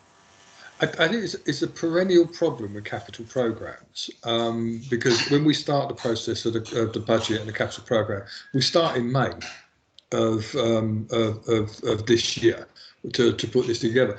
But actually, these schemes have been around for a long time, so it is difficult to actually, until you get further into the project, to actually project the cash flows. I would fully anticipate that there will be some movement in this budget, slippage, so that we will move the money into a future financial year, but that would just align the financial progress with what we anticipate to be the physical progress. So there will be some movement in that budget, and it will all move to the right to reflect the anticipated spend profile. Now we've got a firmer idea of what we're doing and when we're doing it. And can you explain to me the total figure of the Civic Centre works is £46.2 million. So, and you say it's Harringay borrowing plus self-financing. So could you, is it possible to break down this into how much would be Harringay borrowing and self-finance, and how much would be self-financing? And to be honest, why have we broken it down in this way? Are we expecting the self-financing to be delivering something different? You know, are we expecting return on that in any way? That's absolutely fine. If you recall, I think in the previous budget cycle, if not the one before that, a decision was made to refurbish the current Civic Centre. It's a Grade 2 listed building, there's lots wrong with it, and the Cabinet Council took the decision that they were going to spend some money on making that building fit for purpose and a minor expansion of the property. And in total, that came to something like £24 million. Because of what we were doing there, which was repairing, refurbishing and renewing, we were going to have to borrow the money for doing it to make those works happen. The subsequent £30 million to do the Civic Centre annex, which will be considered by Cabinet in January, that's been included in the programme on the basis that it will be self-financing. And the self-financing arises through reduction in cost of our operational portfolio by us not actually using certain buildings and taking ourselves out of there. It also then arises from when we are going to refurbish certain buildings and then let them for an indeterminate period of, I think it's looking at between 5 and 10 years. And so during that period, we would have lost the cost of those operational buildings, and we would have accrued or generated an income stream. And the combination of that will offset the additional costs incurred in delivering the additional expenditure to deliver the annex. So that's why we have a mixture of our own borrowing and self-financing on this particular scheme. Okay, so sorry, just to be clear on the annex and the self-financing bit. So did I understand that we'll be putting other other buildings that we own as a council, we will be refurbishing and letting those out, and the staff who would have been in those buildings will come into the annex, and therefore the money that we make letting out for 5 to 10 years the other council buildings, that income generated will be funding this 30 million. Is that? Yeah, that's it. Broadly speaking, yes. Okay. Over what period of time are we thinking that money that will? Because obviously, you know, your rents, you know, or however much. I mean, how many years? I mean, we're looking at about 10, 15 years to recoup this money, or is this a longer strategy? Right, to the two things here. Go back to the previous question, a question that was asked earlier. We're not going to recoup the money in the way in which we get a return on investment. So the actual plan for the offices that we currently occupy and are going to exit is, broadly speaking, for them to be refurbished and let for 10 years, with an option, I think, to break at 5 years. So that's the period of time we're looking at for that. At any given point, there will be potentially a separate business case and a separate decision that says, well, actually, this is how we understand the financial framework to be at the moment. We are now deciding that we're going to do this with this building, whatever that happens to be. A decision will be made then, and then that will be fully, you know, the statutory officer comments, the finance and legal will be incorporated into that report and that decision, and then that will flow through into the MTFS at that time at some point in the future. Okay, that last sentence, I understood everything up to that very last sentence. I'm really sorry, John. What did you mean when you said the business case and then? That last bit. The moment the plan is that we will exit certain buildings, refurbish them, and we will then let them out. At some point in the future, no doubt the council will wish to revisit that decision. At that point, it will look at that decision it wants to take. It will then be advised of the legality and procurement wise and the financial effect of that decision at that point. So for argument's sake, if the council decided it didn't want to lease that building anymore or let it and do something else with it, the effect of that decision is, there'll be a financial effect that flows from that. And that financial effect will then be fed into the medium-term financial strategy at that point. So if the decision was looked to be made 8-10 years from now, the MTFS that is in existence at that point will then be reflected, will then be amended to reflect a decision that has been made about a particular property. It's no different from any other decision that we make. Okay, so but I think from what I've understood is that the £30 million that we are having that self-funded part of the budget, we're hoping from the office refurb and let over that 5 to 10 year period, that will generate enough. Are we saying that will cover that 30 million, or are you saying it will generate a amount of money and then we may then sell off some of the other ones that we were letting and we refurbed in the future, but we don't know. That's to be determined. Is that what I understood? Or what the self-financing concept that we have here is that we've generated sufficient savings to meet the debt charge costs of the new expenditure. The debt charge. Which includes the principal, the repayment of debt, and the interest on the borrowing. Okay, but we don't dent the amount that we borrow. It's for the debt charges. It's the impact on the revenue accounts of the debt that we are mitigating, not the actual debt of the 30 million.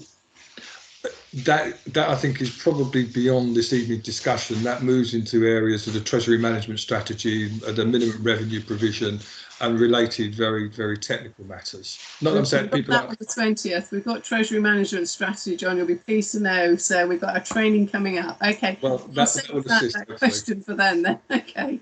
Yeah.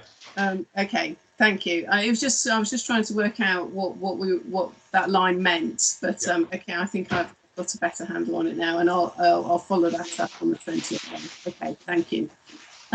Okay. So that's I think the questions that I had on this section. Is there anything that other members want to ask on any of the other parts of this? Okay, there's happy silence. Okay, so one last question. You've obviously got the total amount of spend over the period. I think is it £92 million, and what was the revenue? Because it was on the other slide, wasn't it? What that impact on the revenue account was, on the general fund revenue account. Do we know that for this? Right. We don't have it here because if you look, there's a mixture of Harrogate borrowing and self-financing. I think it's just an omission. But broadly speaking, if you think about £1 million will cost us £55,000 a year. But what it's not going to tell you is what the self-financing. They'll come at a nil cost to us. Have we got a split of, wasn't it 59 million is Harrogate borrowing and the rest was self-financing, or did I make that figure up? I was reading the papers earlier and I've read so many figures today that I'm always sort of looking back and thinking, how much is it? I think it might have been in the cabinet paper actually. It's about 65 million. Okay. Right, so 65 million on the general fund on the Harrogate borrowing. No. The borrow, in total the borrowing is about 65 million. The revenue effect will be something different, obviously. Yeah. Okay. Yeah. Thanks. Thank you. That's great. If we could have that figure for the 20th, John, is that okay? Surely. Dominic, you'll prompt me for that. Yeah. Good, thank you. Yep. Okay, thank you, and thank you everyone for that. So we're going to move swiftly on to the medium-term financial strategy savings tracker, which is on page 63. Here we've got the RAG rated, whether it's red, green or amber, and then the next slide on page 65, 66, I think is just a slightly more detailed understanding of what those are, except for, and the only one that is different is on page 66 is 20/25 YCO4, the finance savings, and that's because I'm assuming maybe it's in a different year, so the amount starts in 22/23. So we obviously wouldn't have any RAG rating on that at the moment. So Francis, you're going to come in and correct me straight away. So over to you. Hi, so I was just going to say that the first one with the RAG rating on it is purely focusing on the savings for the current financial year. Yeah. So that would have been what we were monitoring in year. The final schedule just shows the pre-agreed savings in your council area, so that members can have a look and see what's coming up in next year and beyond. Okay, thanks, Francis. So I'm going to ask, I'm just, going to ask this one straight out. On this tracker, I noticed that the next section along was the savings achieved for the year to date. There isn't any figures currently for any of the projects. Is that because we don't have the figures and they're not measured until the end of the year? Because I know you've got projected full year savings. But I'm just wondering, have we got no information on whether we've currently made any savings in these areas during this last year? Susie, do you want me to jump in there, Councillor? I think this is it's probably a mixture of both, to be honest, Councillor Connor. I think we need to focus more on the RAG rating and anything that's in the final column, rather than the fact that there isn't anything in the year to date. I think it's people have been under ongoing pressure with additional reporting requirements for COVID as well, and it's been quite difficult to to get into the nitty-gritty of these things. But so they're looking at it holistically and trying to outline, when we get to the end of the year, what will be the position. So for the example, the first one, they're showing that as achievable, but probably with some slippage, which is why it's amber. But they haven't specified the actual amount. Okay, right. Thanks, Francis. I've got Councillor Carlin's hand up. Over to you, Councillor Carlin. Hi, thanks, Susie. It's about the RAG rating, really. I mean, we're already almost in February. We've had no saving achieved to date. Yet we have projected savings. For example, the next column, YC2, got projected savings of 5, but no savings to date. So I'm just wondering whether we've RAG rated them correctly. I completely appreciate that there have been additional pressures, but then we shouldn't be RAG rating green. So unless we have something's quite exceptional going to happen in the next couple of months, I'm just not quite sure why any of them are green. And we brought in before this reduction in legal services support as well. Again, that seems, why? I mean, I don't personally, as you could gather, I don't really think that's financially astute to reduce legal services support. But I'm just not sure about the RAG rating. If you could explain why they're green to me, and not amber or red. I don't mind if they're amber or red, but I don't understand why they're green. Okay, thank you. I've got Susie to answer. Thanks. Yep.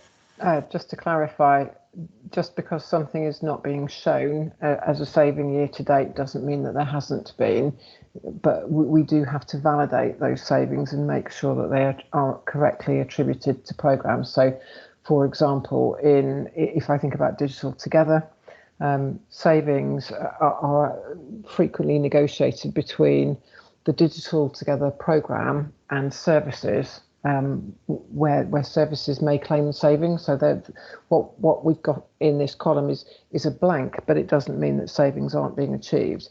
The RAG rating is an estimate of where we think we are at this point and the achievability of those savings. So I absolutely recognise your point. We are in January, but I think what we're looking at here is we have a reasonable level of confidence that those savings will be achieved. And I'm being messaged by some of my team to say there appear to be omissions in some of that year to date against savings that have been achieved. So, Paul, you were saying in digital, you think there are savings that are not being shown. So I don't necessarily, I'm not necessarily asking you to comment, Paul, though I know Councillor Carlin wishes you to, that's great. But the point I wanted to make was, just because there's a blank doesn't mean no savings have been achieved. It just means that we haven't validated those savings, and we don't want to show savings that we're not absolutely confident are accurate. You had another point, and it's gone from my head. I think that's fine, but we're a scrutiny panel, so for us to be confident of the information that's placed in front of us, we either need to have the information that verifies the RAG rating, or otherwise the RAG rating really can't be there. But we can't have information in the columns that doesn't verify the RAG rating because we think we're going to get there by the end of the year. Because then we can't scrutinize it. We can't, we don't have the opportunity to actually understand what's going on. So it would be useful by our next meeting on the 20th if we could have some indication of where we are in terms of these figures, so that we kind of know where we are. But I'm not saying that what you're saying isn't correct, but on the papers in front of us, we need to have confidence in what's being presented, and we can't have confidence unless we're presented with that information. So if we could kind of try and populate some of that, at least by our next meeting, that would be really useful. Thank you. Okay, Susan, I'm just going to check with you. Is that something you're able to do by the 20th? I think I need to check that offline with Francis based on where we are at this point. Okay, thank you. Because I know that there are some sort of figures in the projected full savings that are different to the amounts, which gives an indication of probably what the savings achieved in year to date are, which is the 2025 YC 10 additional site for street digital advertising. So I think we got a little bit of indication on some of them, but I think what Councillor Carlin is just saying is we usually get some understanding of savings achieved up to this point, which just gives us that ability to make that sort of scrutiny that she was discussing earlier. So if you could go offline and have a chat with Francis, that would be really helpful, and come back to us. Yeah. I'm reasonably confident that we will be able to demonstrate achievement of all of the HR ones, a number of the digital services ones. I can't comment on things like the audit one, but Francis, I'm sure we can pick those up offline. Definitely, we can pick that up, definitely, yeah. Okay, so I was going to ask on the audit one, at A6.2, and maybe, sorry, this might be Francis if who's answering. So you've got the savings, you've got the projected full year savings, and then you've got the savings surplus shortfall. So you've got amber there, but it looks like there's not going to be any savings in that area. Have I read that correctly? That, if so, is that a red or a? Can I just quickly answer that one? I think this one is amber because and this is largely to the impact of COVID on the audit service. So that's necessitated them perhaps moving aside from their whatever it was that they were going to focus on to deliver that 20 grand saving. They've had to do additional audits and additional work to provide assurance internally and externally around COVID. They're not saying that it will not be achieved at all, but there will be some slippage. So they may get a little bit this year, but they'll fully deliver it next year. So that's why it's amber. And in terms of what's going to be in that second column, we'll try and get you an update. It may be 5k, don't know, but it's predominantly the reason it's amber is because of the impact of COVID on the delivery of that saving. But it will be a profiling thing rather than a non-delivery completely.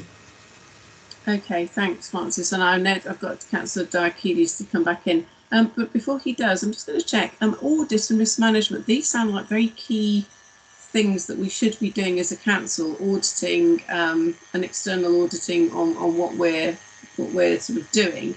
Am I wrong in thinking that that's what this line is in the savings proposal?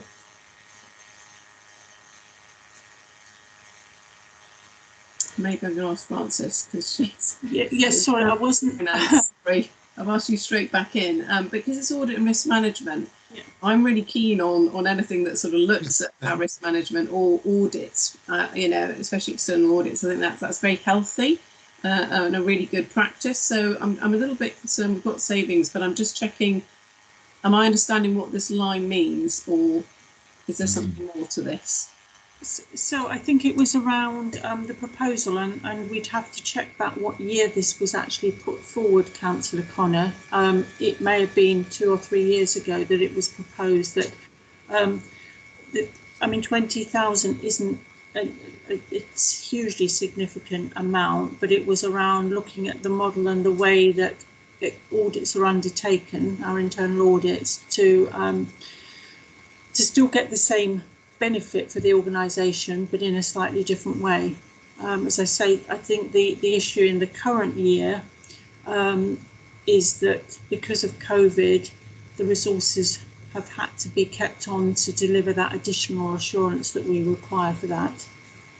Okay. No, it's just because I noted it said or reduce the number of audits completed. So, you know, again, that slightly made me a little bit uneasy because weirdly I like audits because I think that's a really good way of just, you know, having that extra look at what we're doing. But I'm going to ask Councillor Diakides because he's got his hand up to come back in on this. Thank you.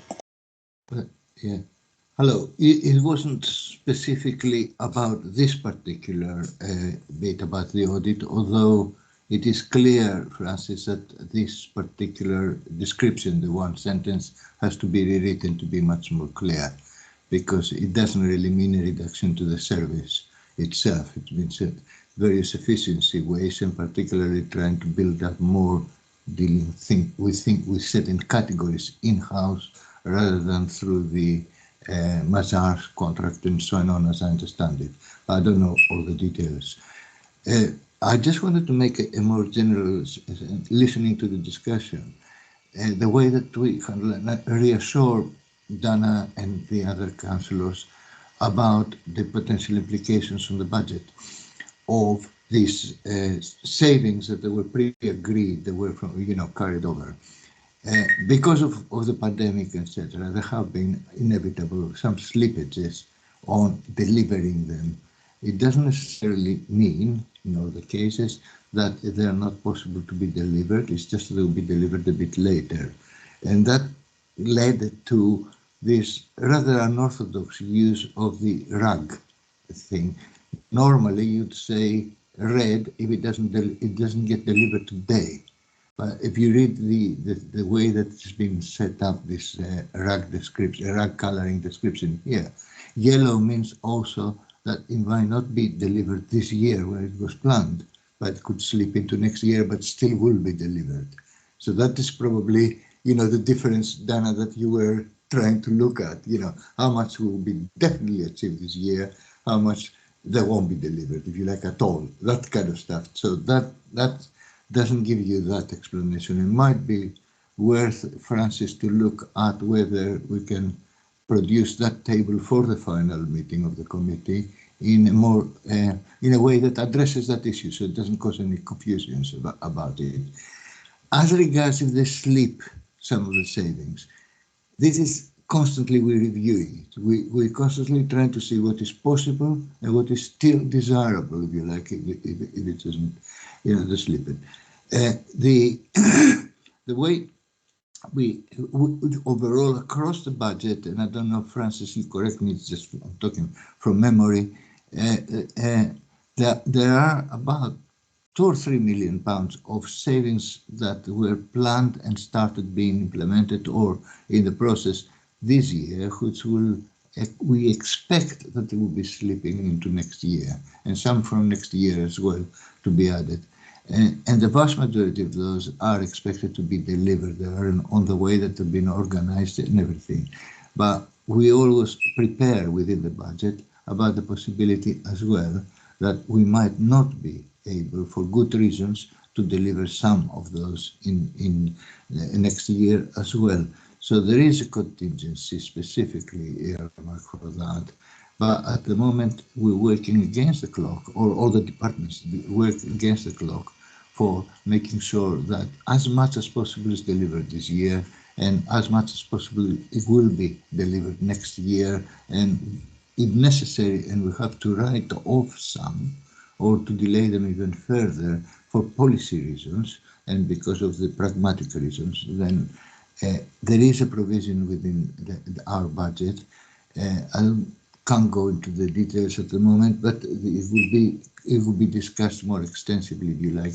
There will be more extra resources to make sure that it's not going to affect the integrity of our budget in any way. I hope that's helpful, just as a general picture. Thank you, Councillor Diakides. Yeah, that's very helpful. Thank you. Yes. Okay, I'm going to ask members if they've got any questions on the current. So we've got 63, and then, sorry, Dominic, if you can look over to page 64. Thanks. Well, we've got a couple of amber and then amber reds at the bottom, but I think the comment around understanding what amount of savings have actually been made, I think we've already made. And then I noted that 2025 YC 10, we are looking for half of that, and that's on-site digital advertising, street digital advertising. So I've got Susie coming in on this. I'm assuming this is due to COVID. I know we've had that discussion previously, so I'll go to you, Susie. And then Digital Together, I think, was the other one that we had with Councillor Chandwani earlier. So, Susie, is there anything you wanted to add on these two? Thank you. Thank you. I think there's a general observation, just to go back and confirm, having sort of reread my way through the spreadsheet. I'm not clear why the saving achieved year to date is not showing, but the savings surplus stroke shortfall gives you the indication of what has been saved to date. So I know that, for example, some of the digital savings were taken at the beginning of the year and therefore they have been delivered. Just to clarify that point, the additional sites for on-street digital advertising have been affected by the pandemic and the reduction in overall appetite to procure on-street advertising. So we have achieved approximately half of the total. Claire, I don't know whether you want to add anything to that. Sorry, Susie, just before Claire comes in, okay, just to be really clear then, so you've said that the 2021-22 savings bracket surplus / shortfall, that column is actually the column that's savings achieved in the year currently today. So, okay, so why is the audit one at amber then if the savings of 20 have been already achieved? I don't know. Okay. All right, sorry, I really don't know the detail of that. Okay, so some of them so that amber one has got its savings, but the one, well, the next one, YC1, hasn't projected for. Yeah. So okay, so that's even slightly more confusing now. So that one's hasn't done its savings, but is green. So I'm going to take this. I think we're just going to stop at this point because I think we just need these tables slightly clarified, and probably offline, and we'll do that with Francis outside of the meeting today. I think we're just, yeah. Otherwise, we'll go around in circles. Sorry, you wanted to, was it Claire you were asking to bring in?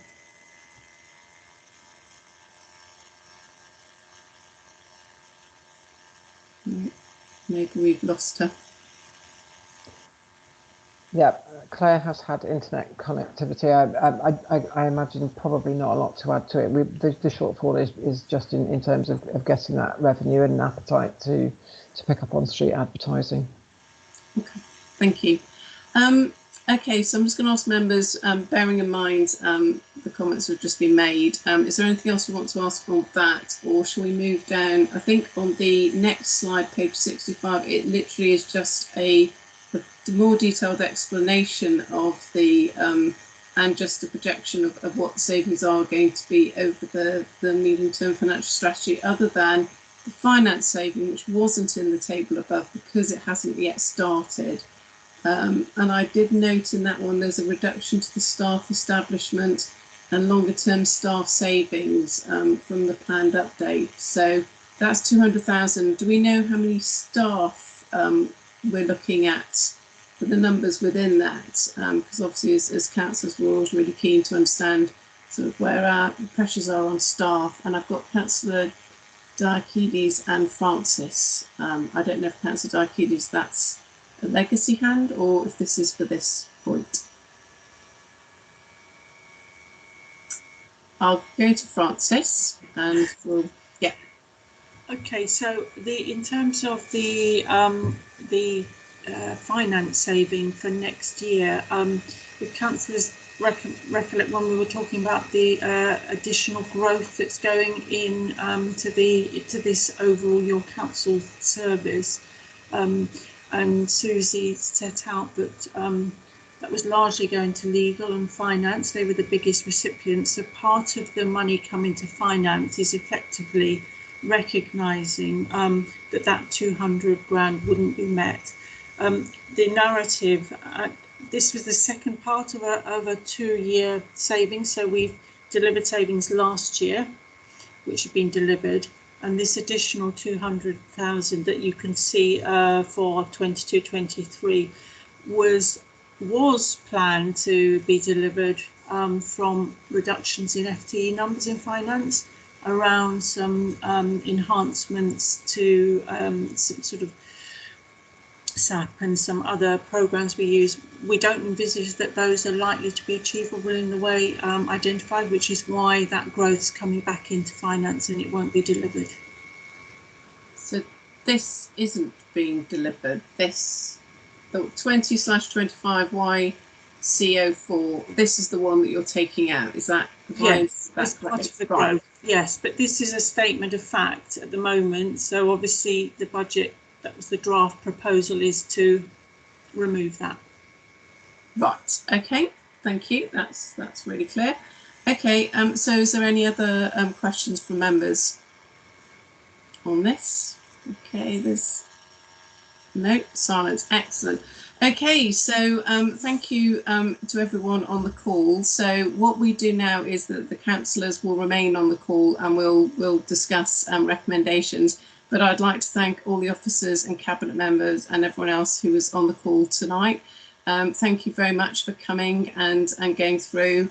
You'll be getting the recommendations very shortly from Dominic, I'm sure. He works very hard, so I'm sure he'll be there, letting you know by tomorrow, hopefully, because I know it's a very tight turnaround for the meeting on the 20th. But I think you've got some indication already of areas that we're particularly interested in, and hopefully that's with you already. So thank you everyone on the call tonight, and we'll just now, the councillors, if I can ask the OSC councillors to remain on the call. Thank you. Thank you. Thank you. Thank you. Thank you very much.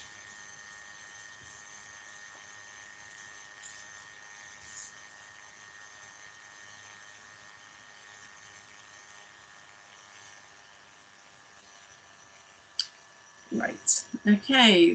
Great. Looks like we've got everyone in the room. Thank you. Okay, so we're just going to go quickly through the recommendations that we think we have made tonight, so that we're really clear, and it gives Dominic something to work with quite quickly, so that he can go back to officers and sort of get some further information and clarity around certain areas. So does anyone want to kick off? I think I know my head where I think we might need some further clarity, but would anyone like to sort of start?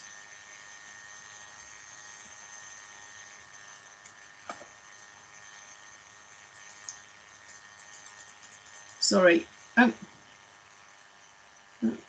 Right, no, Councillor Diakides is in the meeting. I'm not quite sure why. Right. Councillor Diakides, we're going to kick you out, I'm afraid.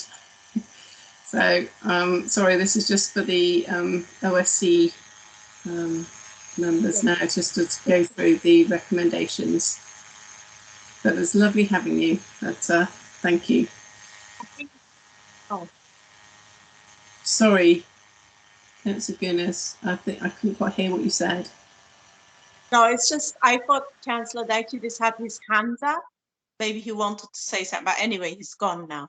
Oh yes, he did earlier, but he didn't say anything, so I wasn't sure if that was a legacy hand. So anyway, so we'll move swiftly on. I'm sure he'll sort of let us know if there's anything that he was needed to tell us.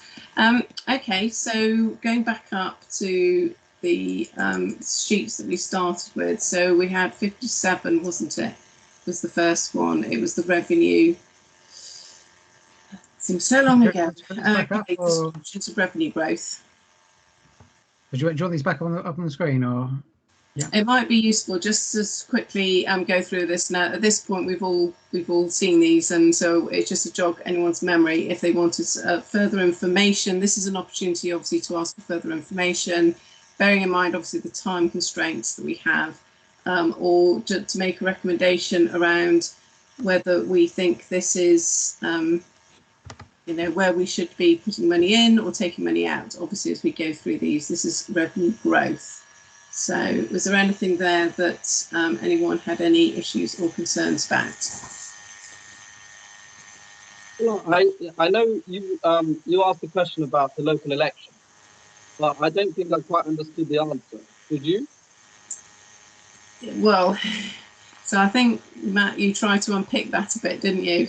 So my understanding on why it's appearing, well, what that's showing is basically we need to spend £500,000 on running the local elections, but it's only in the years when we have the local elections. So that's why it's showing in black, okay, 2022-23, because it's going into the revenue budget, and then it's coming out of the revenue budget again the following year, because we don't have elections that following year, or the 2 years after that. Then it's going back in again, although it's slightly higher, 550,000, because we expect those elections to be more expensive for the 2026 local elections. The question I had is, why is this a new proposal? Because obviously this surely was in the MTFS previously, because we knew we were going to be having the local elections. So the money must have been allocated in the previous 4 or 5 MTFSs for this local election that's coming up next year.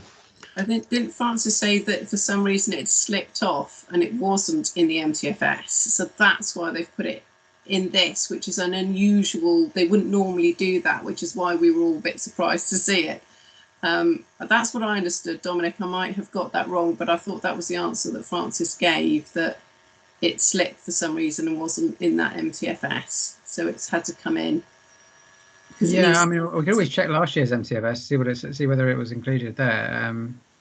But I mean, it seems more of a sort of accounting thing that just needs to be declared, or doesn't it really? I mean, I think I suggest that we just sort of put a comment in on that, rather than, I don't know what the rest of you think, but I think a comment that this is probably just an MTFS accounting rather than a revenue growth area.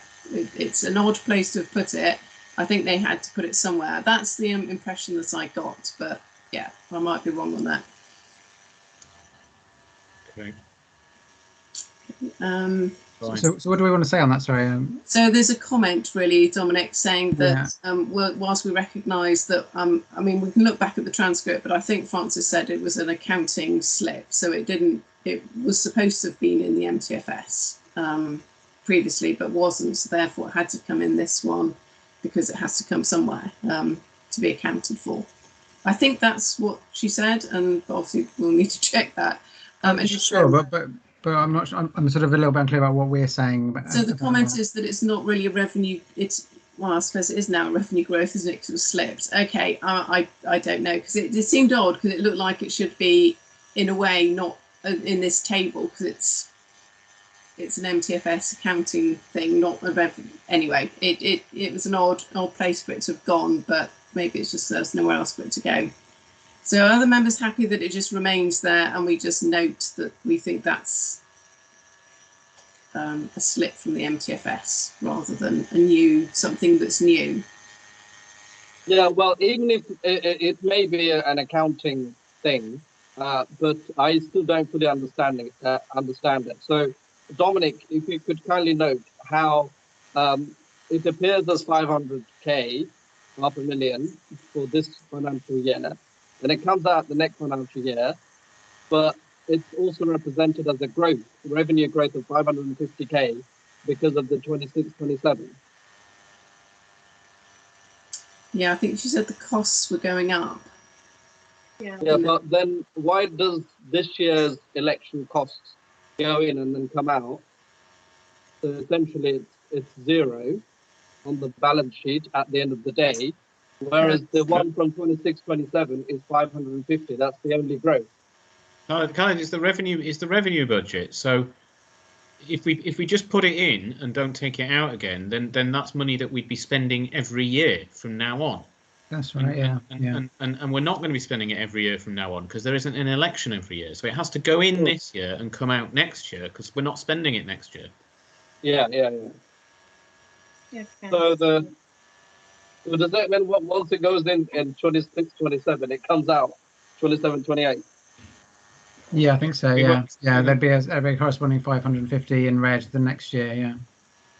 Okay. All right. No, that I understood. Okay, fine. Leave it. Okay, thanks. I think it literally normally goes in somewhere else, doesn't it? In the MTFS, it's just that, yeah, for whatever reason, it wasn't included. So we've got it in this table this year. Okay, so back office functionality, that's the legal part that we were.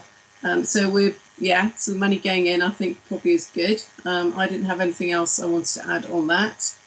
And the residents and community engagement participation, we asked if, and it's 100,000, so it's not a huge amount of money in the scheme of things, but I think what we were asking for is an understanding of how this is going to make a difference, isn't it? I think all of us were saying, well, how's this actually going to transform co-production and participation with residents, and making sure we actually do speak to those groups that we're hard to reach. So, and we were told that they were going to be looking at doing a briefing for us. So I don't know if we do want to have that as an all-member briefing, because we actually originally asked for it to come to OSC as an information on that project.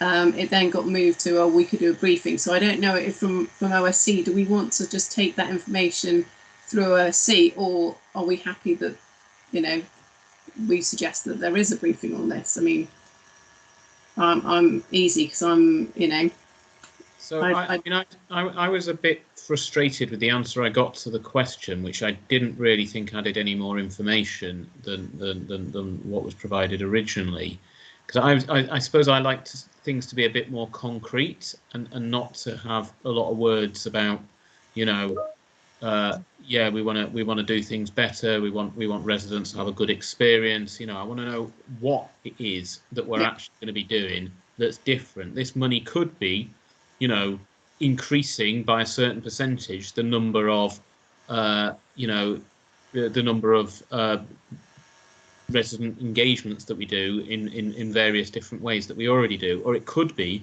doing something entirely different. And if so, what is that? But it sounded from the answer, actually, the initial part of the answer was, this is to kind of increase expertise among our staff. It's almost like it was going to be spent on training. So I just want to know what the money's going to be spent on, really. Yeah, I think that's... You're right, Matt. It sounded like it's probably more like a training or whatever. I mean, it's not a huge amount. And I think what I got from the answer is like, well, it's actually 100K. So do you really think that it's going to achieve that much result? If it does, that would be, sorry, if it does, then that will be great. But I think either a briefing or maybe as a smaller part of like a smaller report coming to overview and scrutiny, where we could kind of like, maybe we could input into like how the resident engagement should be shaped and what are the learnings. Or I think I would be probably happy if it does come back to overview and scrutiny with a bit more report and a bit more an opportunity for us to feed into as well. Because yeah. So I'm not saying I wouldn't say that we shouldn't do that, and there shouldn't be member training and member briefing and all this kind of stuff. But I think this is the budget scrutiny, and what we're trying to figure out is we're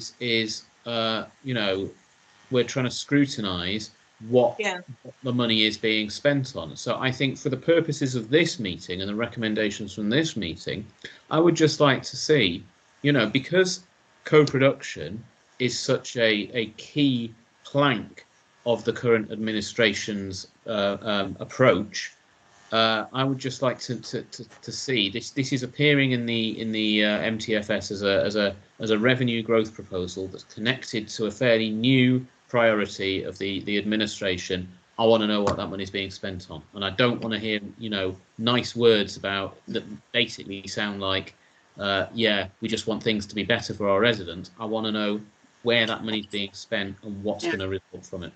Yeah, and also Matt, an opportunity for this committee to actually input, to shape it, to make it like maybe include residents into that discussion. Like, how do you want this, the co-production, whatever thing to work?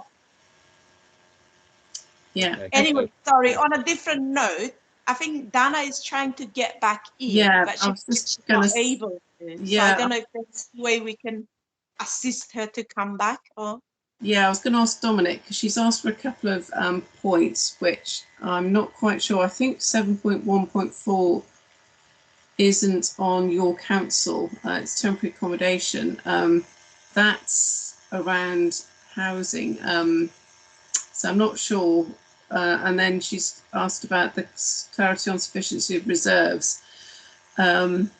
Okay, so we'll see if we can get Dana back in, actually, Dominic. See what you can do, work some magic to try and get her back into the meeting. Otherwise, we'll work out what she's asking on that. Probably a problem at her end, unfortunately. She's had to leave, it looks like. Yeah, she's been kicked out. She's now on the recording. So she's come back in, but she can only get back in on the beginning of the recording. She can't access this part of the meeting. Recording? Oh. I don't know why.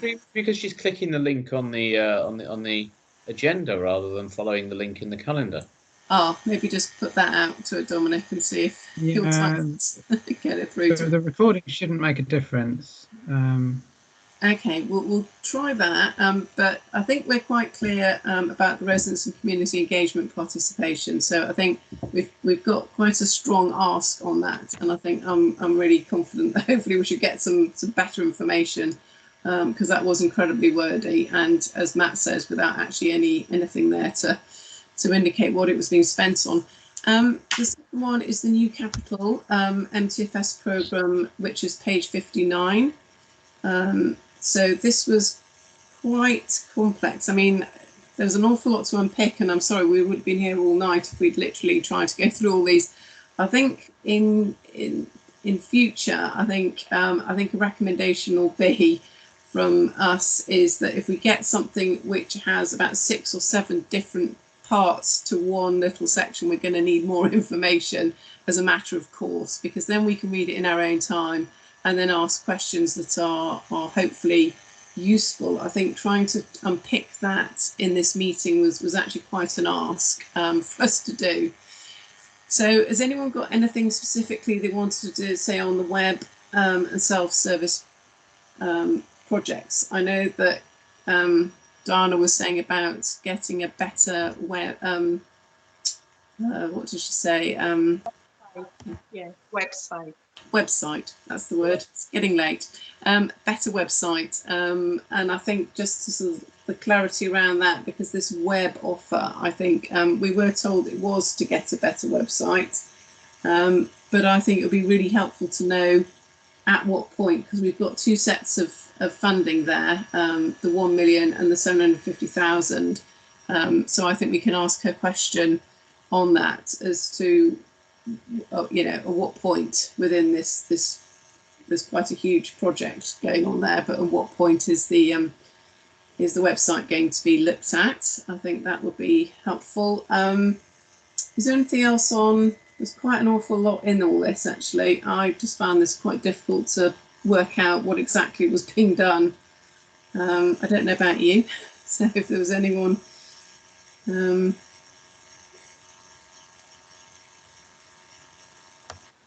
I was making comments as I went through this. I think it was about oversight, I think. So on all of this, I think the clarity on oversight was quite useful from just understanding how, you know, that it goes to corporate board, goes to cabinet, you know, the regularity of which this is actually being addressed. I think that was quite useful. And the understanding that these projects would be removed if they weren't going to be, you know, doing what they said on the tin. I think so that was hopefully quite useful. Otherwise, I didn't have anything specific on any of those. Did anyone else?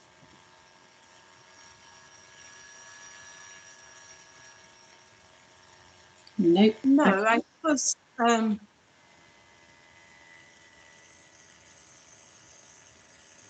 Yeah, no, I don't have anything further on those. Okay, thank you. So we've got the next one is page 61, which was Appendix E, and that again was on the capital spend. I asked on the project 330, which is the Civic Centre works, for an understanding from John, further information around the self-financing. I have to say it took quite a long time to understand quite what was going on with that, as probably me with the maths, but to understand this was just to cover the debt charge costs rather than paying back the £30 million. I thought was quite interesting. And John also said that we needed to discuss this under the Treasury Management Strategy. So I wasn't quite sure what he meant by that, and we are getting that.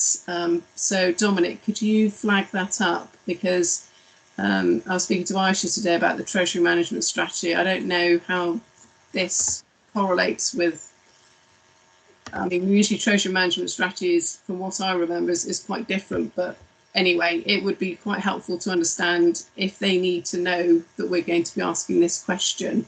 And they'll bring that to the training that we get before the meeting on the 20th. So if we could understand what that actually means, that would be helpful. Yeah, and then I think for me it was there anything else on that?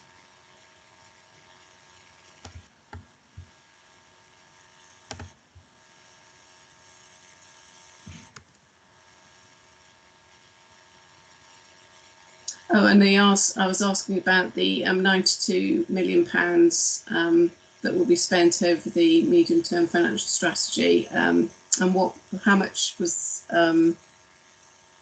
Carringay borrowing and how much was self-financing, and what impact on the revenue account would that be? So John said he was going to come back to us with some figures on that.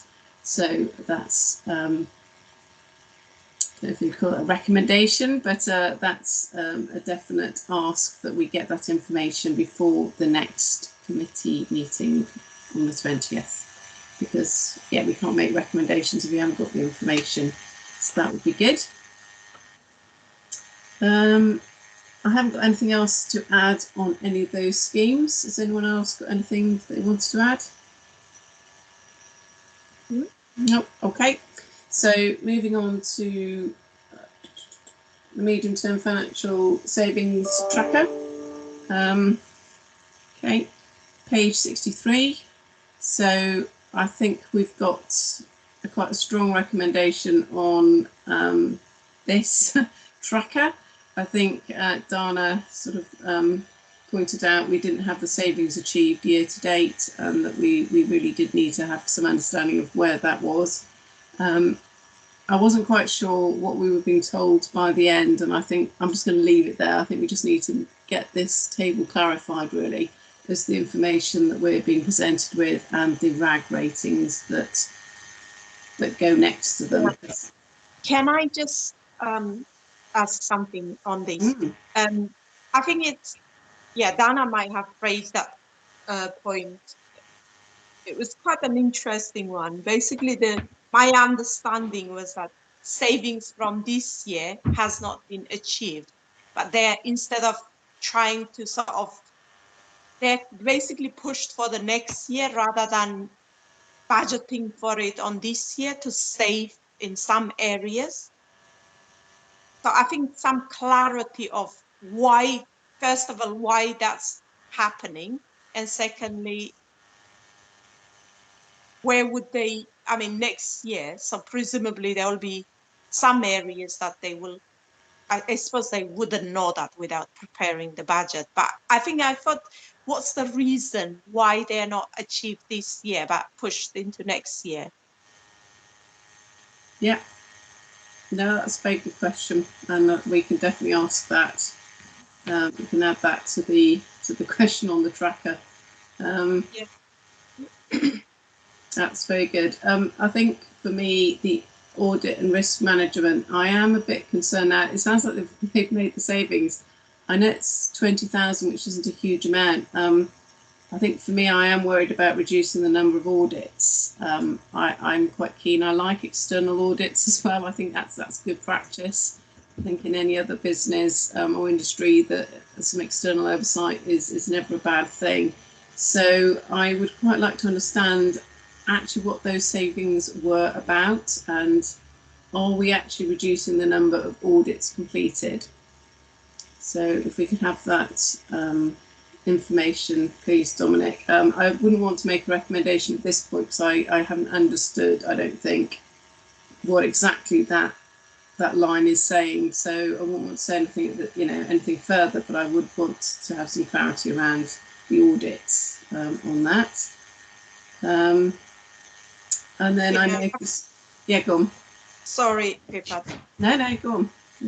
I think that's a good question. Like, in terms of, are they reducing the externally procured audits? Like some sort of explanation, because I mean, it might be the case that, well, they've just discovered that some of the audits are duplicates, or they're useless, or they're not really adding any value.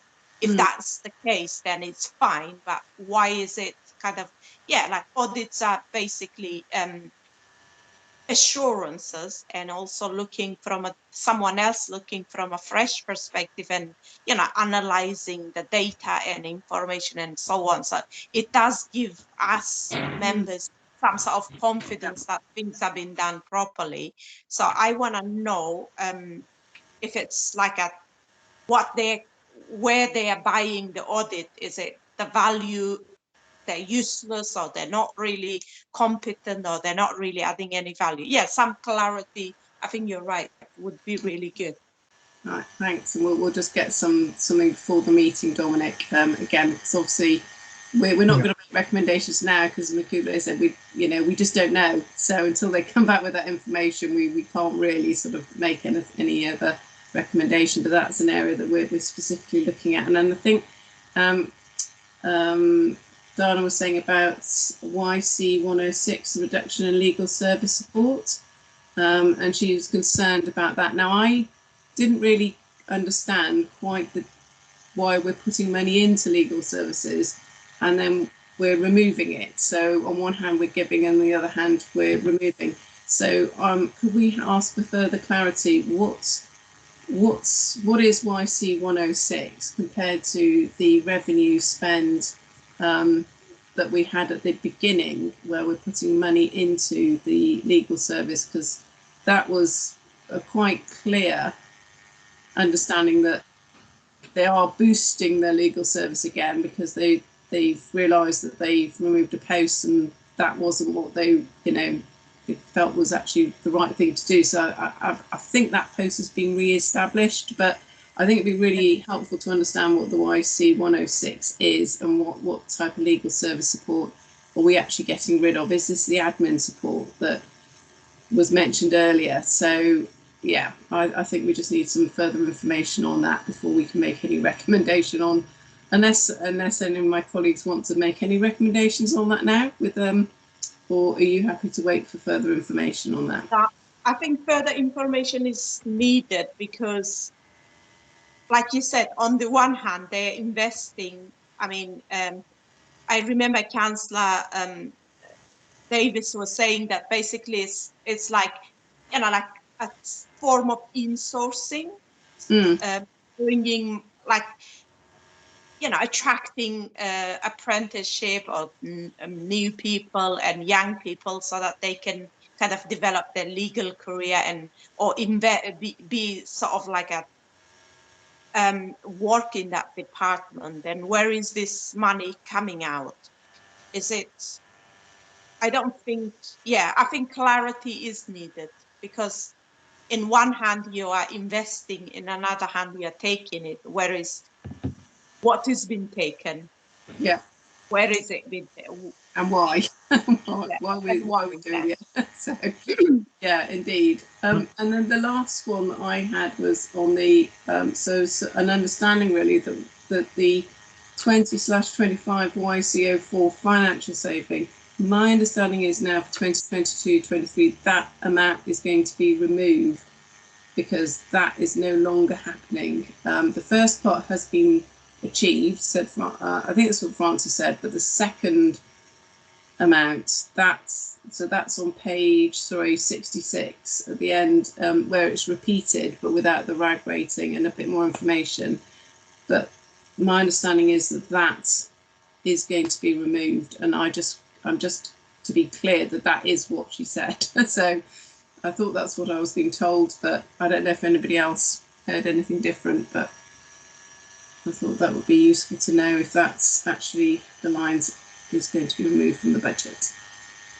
Sorry, which one did you say? So it's the only one that's not on the tracker because it hasn't actually been implemented. The second half will be starting in 2022. It's on page 66. It's the top one. It's the 20/25 YCO4 finance savings. And I'm particularly interested because this is the reduction in the staff, or this is what it appeared to be, and then longer term staff savings. So I'm just trying to get some clarity. I think Francis said, that I might have misheard, that line in the budget was going to be removed. Okay, maybe clarity whether it's just to check. Yeah, just to check. Yeah, and if it's not going to be removed, can we have understanding about the number of staff that reductions to the staff? So just to get some more information on that, if I've misunderstood what Francis said.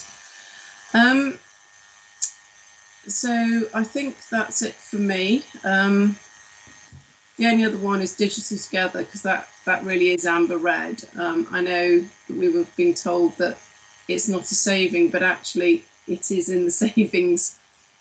It's in the tracker for savings to be made, and I'm not sure. Sorry, Pippa, my understanding of that was that what Councillor Chandwani was saying wasn't that it wasn't a saving, but that it wasn't a cut. And I think this goes back to something that we started doing a couple of years ago, which is distinguishing very clearly between the types of savings that were cuts to services, the kind of savings that were new ways of doing things that might create efficiencies, things where you're investing money in order to create a saving, and things where you're just generating more revenue. And I think it's been very clear certainly from the briefings I've had about digital together, is that it's looking at ways of primarily doing things that benefit our residents, but also in the process create a revenue saving, because we're doing things more efficiently, we're doing things better, we're doing things in the new, more modern, more technological way, and so it costs us less money to do something that's better for residents. So I think the reason that Councillor Chandwani came in was that I think Councillor Carlin seemed to be saying that this was the phrase she used was these were cuts too far. And I think that was the point that she responded to, that it's not a cut, but it is a saving, because it generates a saving in the revenue budget. So I think the issue or the question that I have from this, and I completely hear what you're saying, Matt. I think for me, I'm just not it. And I did like the examples that Councillor Chandwani gave as to, you know, working better and targeting more effectively and being more proactive.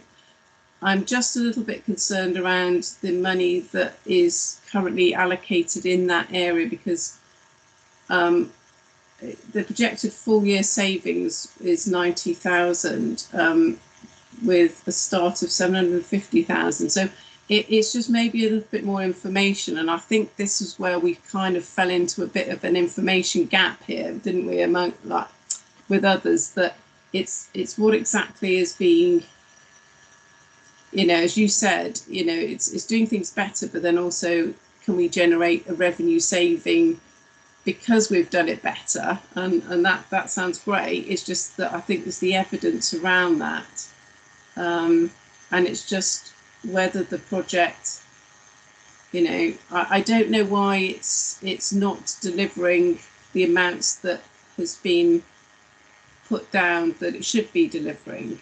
Does that make sense? Am I explaining myself well here? But and that's why it's amber red. More information about why such a proportion of this year's proposed savings are slipped was definitely worthwhile asking. Yeah, I think, and it might just be that team needs more support, you know, so it's not that this is a negative. I just don't understand quite why this hasn't achieved what obviously the hope was that it was going to do. So you're right, I think just that further information, Dominic, around this and a bit more clarity about, yeah, why this hasn't been. The figures are low compared to what we're being shown, you know, 750,000, we've been shown figures of 90. So yeah, what's gone on here? Is there, you know, anyway, I'll stop there because I don't know, and I just can't quite work that one out. So, but some of the examples are given were good, and I thought, oh, this is really good. And then I looked at the figures again and thought, oh, so is it just that there aren't enough proposals coming forward? I don't know anyway, so I'm going to stop there. Yeah, just that information. So we obviously need this information before we meet as the OSC on the 20th, and I suggest we ask for this information in the next. I know this is going to be difficult, Dominic, but we really seriously do need to ask for this information in the next few days, because then we're going to need to look at that as a group, as a collective, and make recommendations potentially based on the information that we've been given. I mean, the timetable I've got in mind is that I try and get the list over to them tomorrow, and I'm going to need to go through some of the recording and clarify and things like that. So that's going to take a little bit of time, but I'll get that done tomorrow, and then ask them to get the information to us by sort of end of Tuesday, and then you've got Wednesday and Thursday to review it with the meeting on Thursday night. Does that sound? Yeah, I don't mean I obviously I can't guarantee they'll be able to do it by Tuesday, but that's what I'm suggesting we ask for. I think what we have it in our diaries is that we pencil Wednesday into as a group. Yeah. We'll be expecting an email round and with the information from Dominic, and we'll obviously all of us have a look at that. And if there's any obvious recommendations, it'd be really helpful if we all sort of add to that. Because then we can bring that to we can bring the further information and add that as a supplementary to the pack for the 20th, so people will understand where how we're making decisions or not, or recommendations, and then we can have that email conversation on Wednesday and then bring that to the meeting on Thursday. Does that sound? We'll do our best. Yeah. Just one point to clarify, so this is going back to the revenue growth and the residents and communities spend the 100,000. Yeah. So I just didn't clarify because I was trying to get Councillor Carlin back in the meeting at the time. So we obviously want to see what the money is being spent on, but is that a request to be included with the information on Tuesday, or is that something that we're asking Cabinet to respond to? Because that is the other option. If there's anything that feel Cabinet needs to explain further, then they can do that as part of their response on 8th of February is the other option. But obviously that doesn't allow you to change any recommendations in the meantime. To do that, you'd need information this week or next week, sorry. That's a very good point, actually. It's tricky. If we make recommendations, it's a stronger ask, and we're more likely to get a sort of. But I can see that they would probably struggle with getting that information. But yeah, that seems like quite an ask for Tuesday, I think. But unless I have a sort of simple breakdown, but I mean, in terms of a simple breakdown of what the money is going to be used for, but if it was sort of providing a sort of briefing or presentation or report or anything like that, then that's probably going to need a bit more time. Okay. In which case, should we strengthen that up as a recommendation now and just put it forward as a recommendation that we get further information, as Councillor White was saying, about the details of this project, and then that could be a recommendation from this committee. The recommendation that Cabinet publishes more information about, as I said, it's transparent and so on. Yes, we just got an understanding of what this project is and where the money's being spent, who we're, engaged, and what are the outcomes. If it is training, as Councillor Gunners was saying, then at least we'll know, where this money is going. But I think we were given a slightly different understanding, but it was very wordy, as Councillor White was saying. So we haven't actually got anything to get any grip on. So how about we make it as a recommendation rather than asking them to produce this by Tuesday? I think that's probably too big an ask. So yeah, and then of course OSC can then always request it as an agenda item if once you've got that information in February, you can then say, well, okay, we want to scrutinise this further, and you've always got that option of bringing it to a meeting. How does that sound, everyone? Yep. Yeah. Okay. Right. Yep. I don't think there was anything else. Dominic, you might have picked up on anything as you go through the meeting, but I think that for me is everything that we had. The major concerns around. Yeah. No, I just want to check the meeting on the 20th. It's gonna be a face, like we need to be there in person, isn't it? Definitely in person. Travel. Yeah. Because it's those are the that's in the Constitution. That's the actual final decision that we're putting forward. So that needs to be in person, and that's why this was termed a briefing rather than anyway. So I won't go through it again. But yeah, we definitely need to be in person for the 20th. Right. Okay, is everyone happy with that? Yep. I'm just going to look at, because Dana said about sufficient clarity on reserves. We did ask a question at the very beginning about the reserves from Francis and an understanding on, and I did ask the question then about how much of the reserves are being spent. I think the answer, I don't quite remember the answer. So Dominic, could you, when you're looking back at that specific area, could you ask for what Dana's asked for, just about the clarity of reserves and how much of our reserves are being spent in the next budget? She just said, let me ask for clarity on sufficiency of reserves. Because that was stated in the meeting, wasn't it? So that's not a request for extra information. We just need to check. Because I think there was 10 million put aside, wasn't there? And it was that. So there was that. There was another 4 million question around. Well, were you going to be using any extra reserves? Because there's a 4 million allocated, I think, for 23-24. That's it. I'm assuming coming from non-earmarked reserves. But is there anything on top of that 10 million that was in the outturn? Is there anything else that we need to be aware of that's going to be used from the reserves, other than that 10 million? Yeah. Yep. Okay, I'm just checking. I think, yeah, temporary accommodation, I think, is with the housing panel, so we can't really use that all on your council. But yeah, anyway, we can bring that one up on the 20th. So yeah, that one might need to come up on the 20th. Okay, right. So thank you, everyone. Sorry it's a long meeting, but unfortunately there's quite a lot of information. Well, fortunately and unfortunately, there's a lot there, but we didn't have a lot of background information for us to read up prior to the meeting. So it was great. We all scrutinised, and thank you very much for everyone's time and effort going forward on this. So thanks to you all. And as I said, we'll catch up on Wednesday.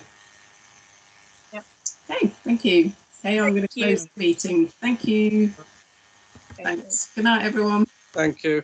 Thank you.